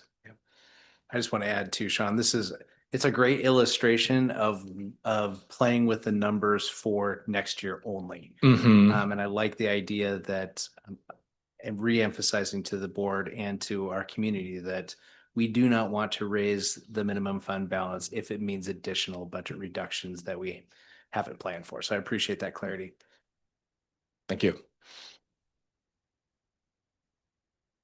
So a recommendation, policy committee to review and revise policy number 6022, which is our minimum fund balance policy, which is currently set at 5%, and to increase it to 6% of budgeted expenditures for the 25-26 school year. We'll present this kind of as an action item along with the general fund budget presentation on June 24th, and then action would be taken in August of 2025. And then in keeping in alignment with our purpose and goals of to continually monitor, make sure we're not making unnecessary budget reductions, making sure this plan is, gradually implemented.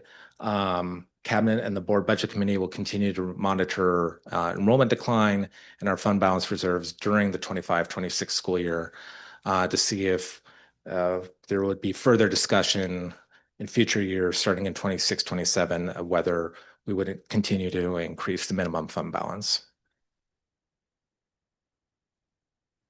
Is the policy we're going to be looking at, is it just going to be we approve a 6% minimum fund balance, or is it going to have some parameters where if these conditions exist, then the fund balance will be moved to 6%? Or is that something, the decision we make at the very beginning of the school year based on where we're at? So we would probably be mirroring the current language and just increasing it from 5 to 6% and say the goal of the board is to direct our minimum fund balance to be 6% of budgeted expenditures for the school year. So there would be no additional conditions or parameters around that. And then Sean would present us a budget for the 25-26 school year that had that change in it. Correct. And then next year at this time, we'd be talking about, does 6 want to become 7? Presumably is like the long-term or more long-term plan. Yes. Yeah. What does the feasibility look like in a year from now? And it may look like there's an opportunity, and it may look like there's clearly not an opportunity. Right. Yeah. So Sean, addressing the risk that were presented on slide 3, more specific to the state budget shortfall for funding uncertainty. I mean, obviously, we're going to know that before August 25th, right? I mean, yes. I think the risk of the state budget shortfall for this year has been addressed. For the 25-26. Well, going into 25-26, okay. yes. Okay. Yeah. The state, but the federal one that's always probably going to be in limbo, I guess. Yes, I think there's just going to be a great deal of uncertainty going forward over the next couple of years, what this is going to look like. Yeah. I think we need to take a different mental look at this than from saying the policy committee reviews and revises the policy and then we write a budget, even if it's only 1%. So I'm going to walk into this kind of from the beginning. There is a total unassigned fund balance, and then there is a required minimum. Correct. And most of the time, we have had an excess above the required minimum. I think when we're talking about credit review, I suspect they look at much as the total as they do at the minimum. That's what really matters. As we move into 25-26, where I would go next is the science and economics of this is to do a budget and add the 3 extra years projection. Look at your projected revenues, look at your projected expenditures, doing what you should be doing, and seeing how they fit with a desire to gradually increase your reserves. The reserves have a payoff financially, potentially, and bond ratings.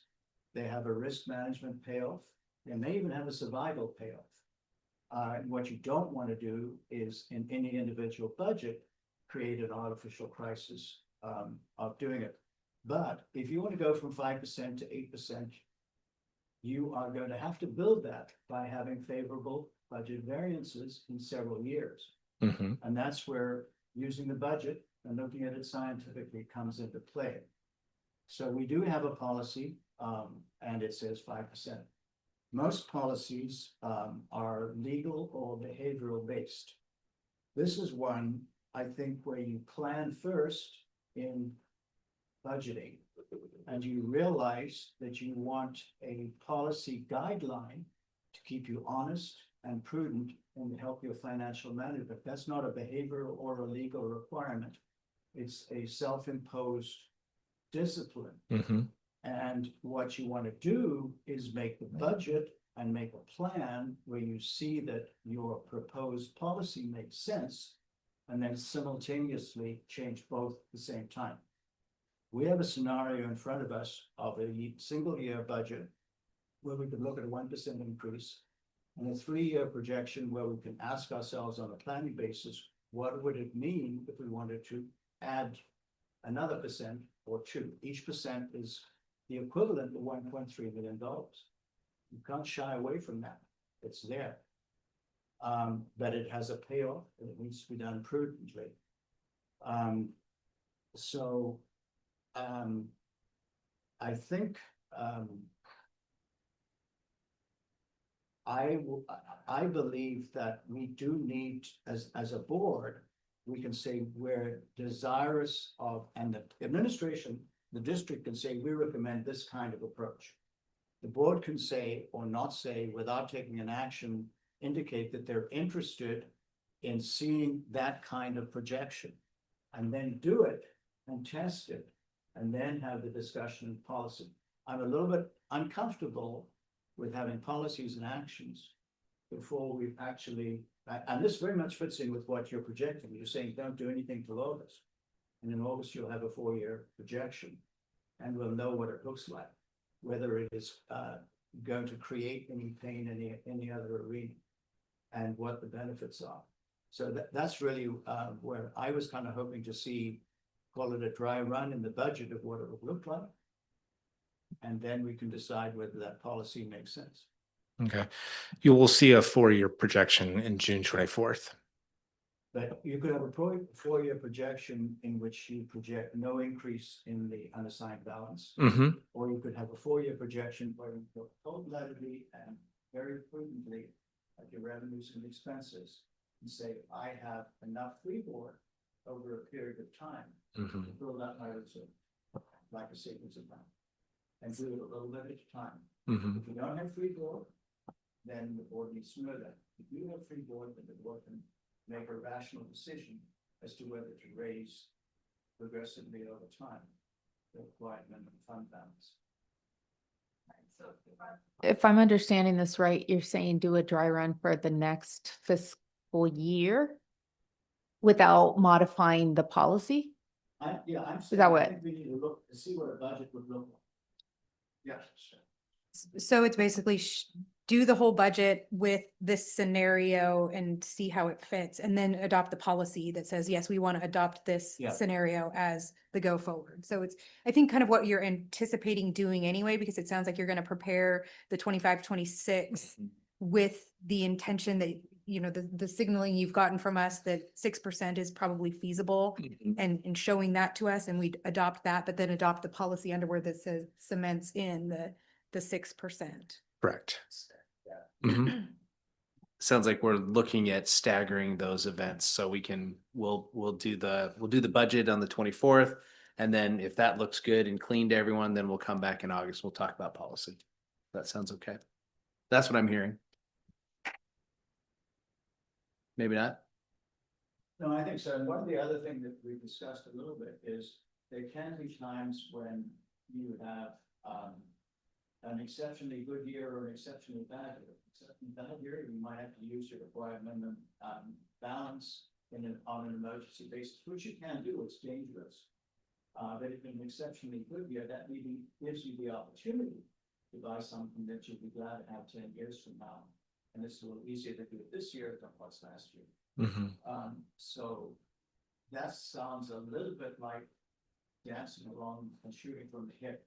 But I think if you do it in a budget context and you know that you're desirous of gradually improving your like Moody's rating and your financial stability, and you're looking for a beneficial way to do it every time you do a budget, that's really what we kind of want to look at. And then if you have a year like 25, 26, budget and the recommendation, the budget, and the board feels that's good, then we can make a policy that it is now 6%. That doesn't preclude 2 years from now revising the policy. It doesn't preclude saying we are not going to increase the reserve and shut down the cash reserve. We are not going to do that. And all this is at least done prudently, wisely, and not causing damage and disruption. So, but Martin, you don't have heartburn about changing the policy, assuming it's within the parameters of a balanced budget that's planning on what, you know, the district's going to do and keeping the programs and keeping the staffing that we have that we need to have a kind of a well-run district. Is that what I'm hearing? Yeah. It's snapping about don't write a policy before you've done a budget. But it is a little dangerous when you haven't actually looked hard at what that policy was to be.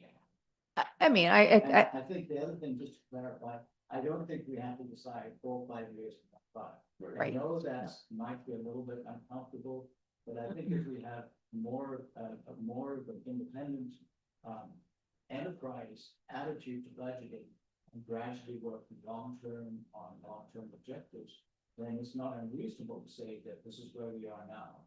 We might find that we're running a surplus above our required minimum budget as we have been, in which case, in that sense, the required minimum budget probably doesn't make a lot of difference if you by inbuilt budgeting, maintaining yourself well above. But I think that taking it in that sense where you're looking at not as I'm making a decision, as I am setting fiscal targets to responsible. And do that from the budget. So not to beat a dead horse, but wasn't that the slide?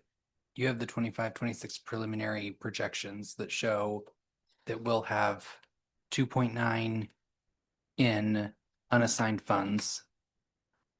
I think that was to show what the cost burden. Correct. This would be what would the cost burden be on our 25, 26 preliminaries? Right. So you want to see the full budget with the unassigned funds. I think you need to be confident in your budget that whatever you do that I don't want to go back to a situation where in the middle of the budget session, somebody significant changes. And I think I'm very comfortable with what the district is presenting. I think that I think it looks like it's very solid. I think that it's just important to do the whole job. I guess my only other curious question is, Martin, would you feel more comfortable if we were looking at fund balances at the end of a fiscal year versus as we're nearing setting up our budget for next year? Well, I think that's what the budget does. The budget doesn't give you a cash flow and it tells you where you're going. We don't do 12-month cash flows. But if we were looking at this policy at any time, what time would you be most comfortable looking at changes in the minimum fund balance policy? I would do it at the approval of the next budget, which is basically all it's doing. And you will be looking at the projection, 14 months from now. So it sounds like we're good. Right? I mean, we're gonna look at it in August and change the policy if we need to, and Absolutely. Yeah, I like Martin's suggestions, and it would allow, it has us deviate a little bit from our plan, but we're gonna hold off on the policy work so that we can get the budget in front of the board, so that everybody can see that in full transparency, and then we'll do the policy work later. Yeah, and that's the thing. There's no rush of the work, and we don't want to feel like the board feels rushed in any way, shape, or form. We want to make sure that we have time to process and time to make an informed decision. So appreciate that. Thanks for the discussion. And if there's more, let's do it. All right, thank you. Thanks, Sean. Thanks, Sean. That was the main event. So we appreciate your time there. And we'll move into our one action item. And I do have some words to say, President Jackson, if that's okay. Yeah, keep going. Okay. I wanted to remind, we've had some, right, I'm sorry. Well, we've had some conversation about this, so I want to tee this up for the board to have some discussion and follow their wishes. So as you've read over the curriculum adoption materials from Heidi, and Heidi is not here to defend herself conveniently, which is great. She's traveling. So, but you know, the goal from our dual language committee is to find the best curriculum for our students. The recommendation from that committee is to choose benchmark education companies' advanced curriculum. We do realize that the adoption cycle and the adoption action process has all happened prior to the public viewing period, and that is problematic. And we want to hear the board's perspective during discussion, and would love to modify as needed with the board's wishes. So I just wanted to share that and tee this conversation up, maybe with or without a motion. So my understanding is right now we would make the motion and we'd have discussion, but you're saying we might want to not have the action since the public hasn't had the chance to view the curriculum yet? Yeah, I think I need to understand the repercussions of, can we take the action? Or what happens, because we can make a motion to approve the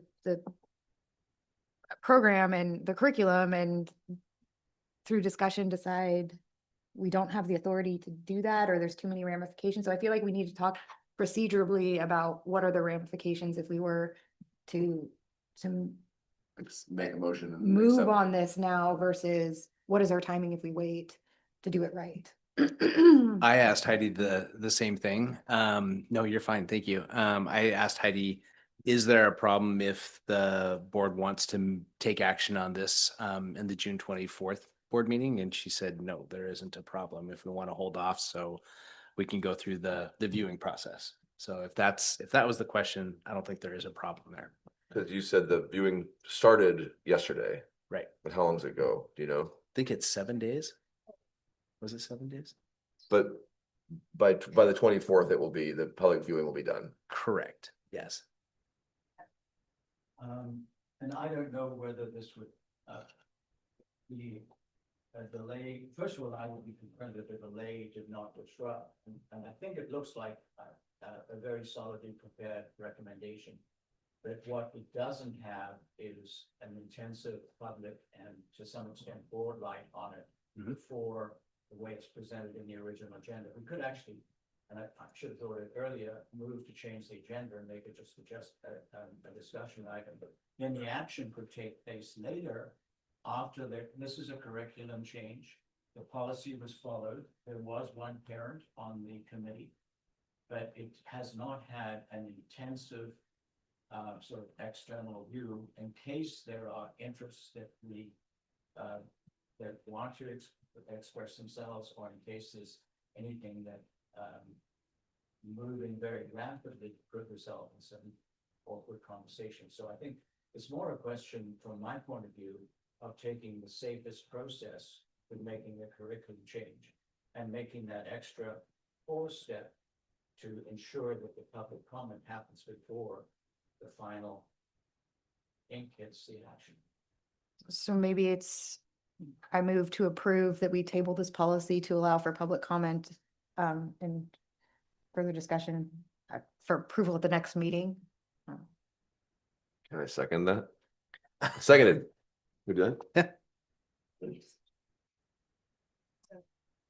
For purposes of a discussion, I agree with Martin that if we have the time, it's not going to impact the ability to go online with this program, then it absolutely makes sense to do it procedurally properly and make sure the public knows that it's now in process of capable of being viewed. We can hear from folks at the next meeting. Potentially, we ourselves can dive into it a little bit more and then bring it back for approval in compliance with our policy.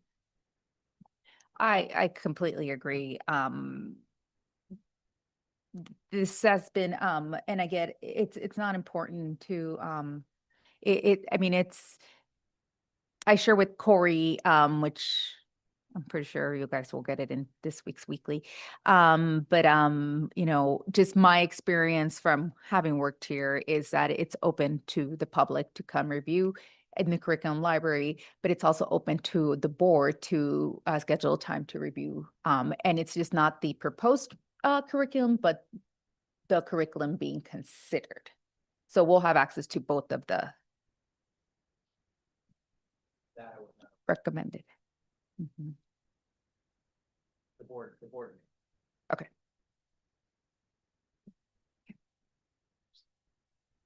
And I don't know if how the rest of the board, for me, it's just kind of getting an opportunity. You know, dual language has been a topic of conversation for many, many, many years by multiple board members. And the focus of, making sure that the school has the resources needed. I mean, I remember when Maravillas was a contender and the big hoopla in choosing that one because it was going to work with our dual language school and our other 6 elementary schools at the time. So I feel it's equally as important to make sure we are open and transparent, whether it's a monolingual or a dual language school.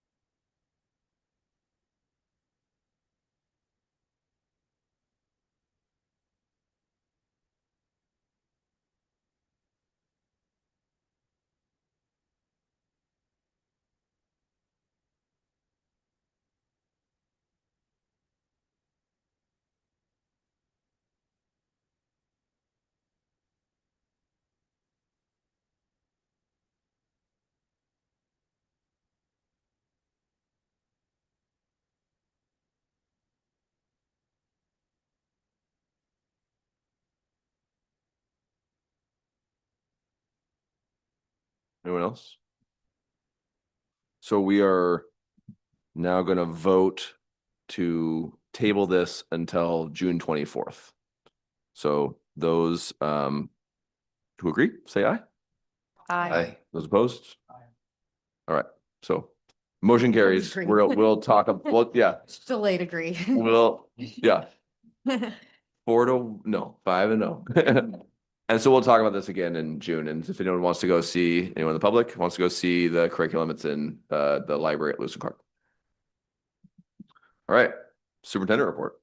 Okay, excellent. I just want to take a moment to thank my cabinet team for being amazing, but for also probably being exhausted.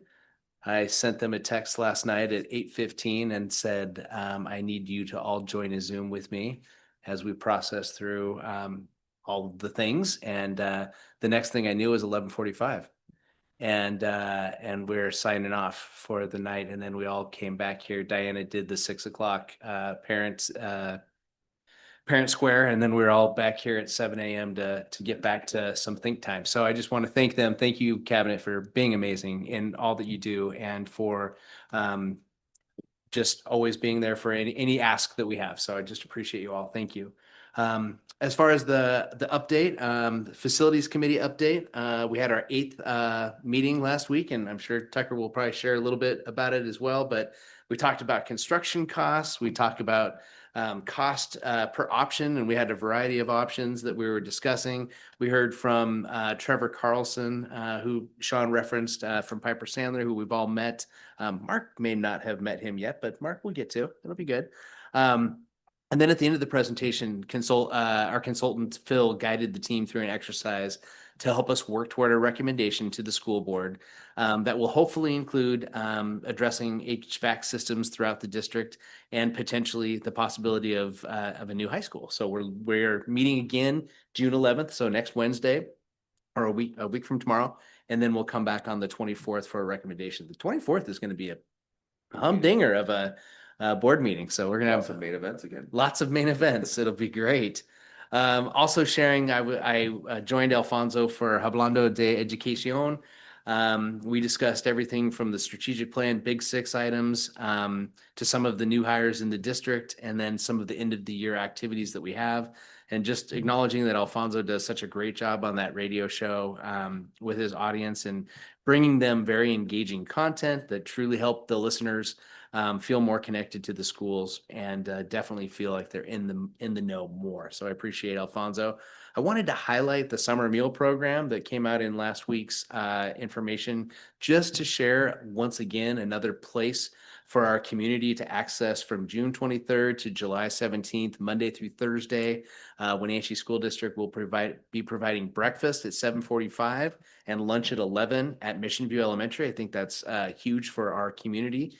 Small Miracles is partnering with us. They'll provide lunch Monday through Thursday at Lincoln Park, Methow Park, Pioneer Park, and Washington Park from 11 to 12. So I think that's good, important information.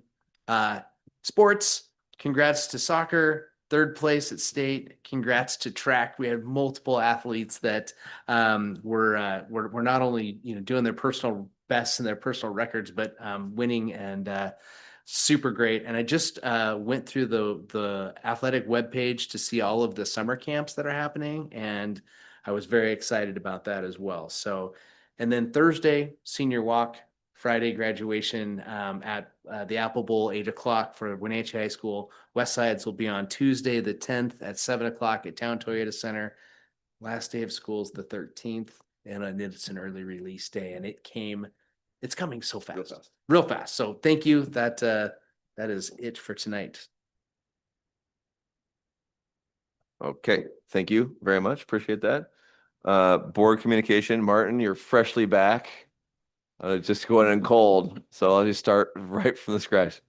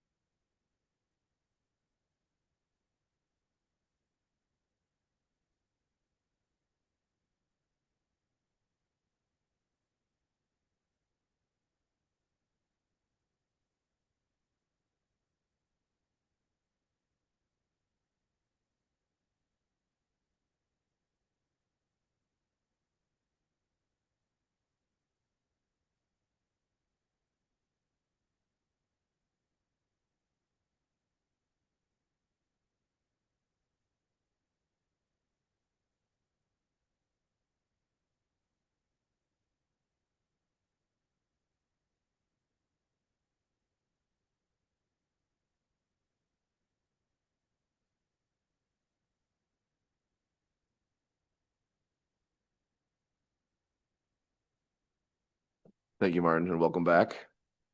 Julie, I'll let you go next. I'll just say congratulations to state, all our state athletes and participants and winning the third place trophy. I enjoyed watching that game online. I just want to say my heartfelt condolences to Whitney and her family, and for anyone in this district that is feeling this loss right now. It's pretty traumatic, and I appreciate our buildings and our staff going right into triage mode and trying to help our students and families. And so I just want to hope that we continue to rally around them and our own students as we kind of navigate this really challenging time that's hit so many bandwidths, buildings, families, just this entire community. So you're in my thoughts and prayers. Thanks, Julie. Mark, tough fall. Yes. So in following up on my tradition of trying to outdo Martin for just this 2 meetings, since last Tuesday, I've been to Pioneer for a band and choir concert, which was outstanding to see the kids at the end of the year. I visited the Tech Skills Center, Lewis and Clark, the high school, Washington Orchard, where I helped pass out WIDA awards for those kids that passed the test. Which we had everything from a student that cried, she was so excited, to 2 boys that were sure they were in trouble when they got pulled out of class. And so I had some enjoyment there. Sunny Slope, Castle Rock, Valley Academy, and then again back to Pioneer.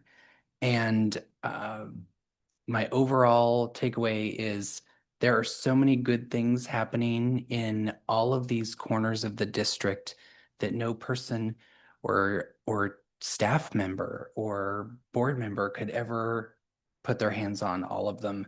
And I really have gone away feeling energized, and would just say if there's any community member that's ever questioning what's going on, go and visit, because I have seen excited kids. I've gone to the high school where we all think it's chaotic and crowded, and have witnessed, passing hour where the kids are just, it's not chaotic as one would think. So it's great. Lots of awesome things. Highlight was I did help wrangle a snake out of the Valley Academy. So I was like, other duties as assigned, I think.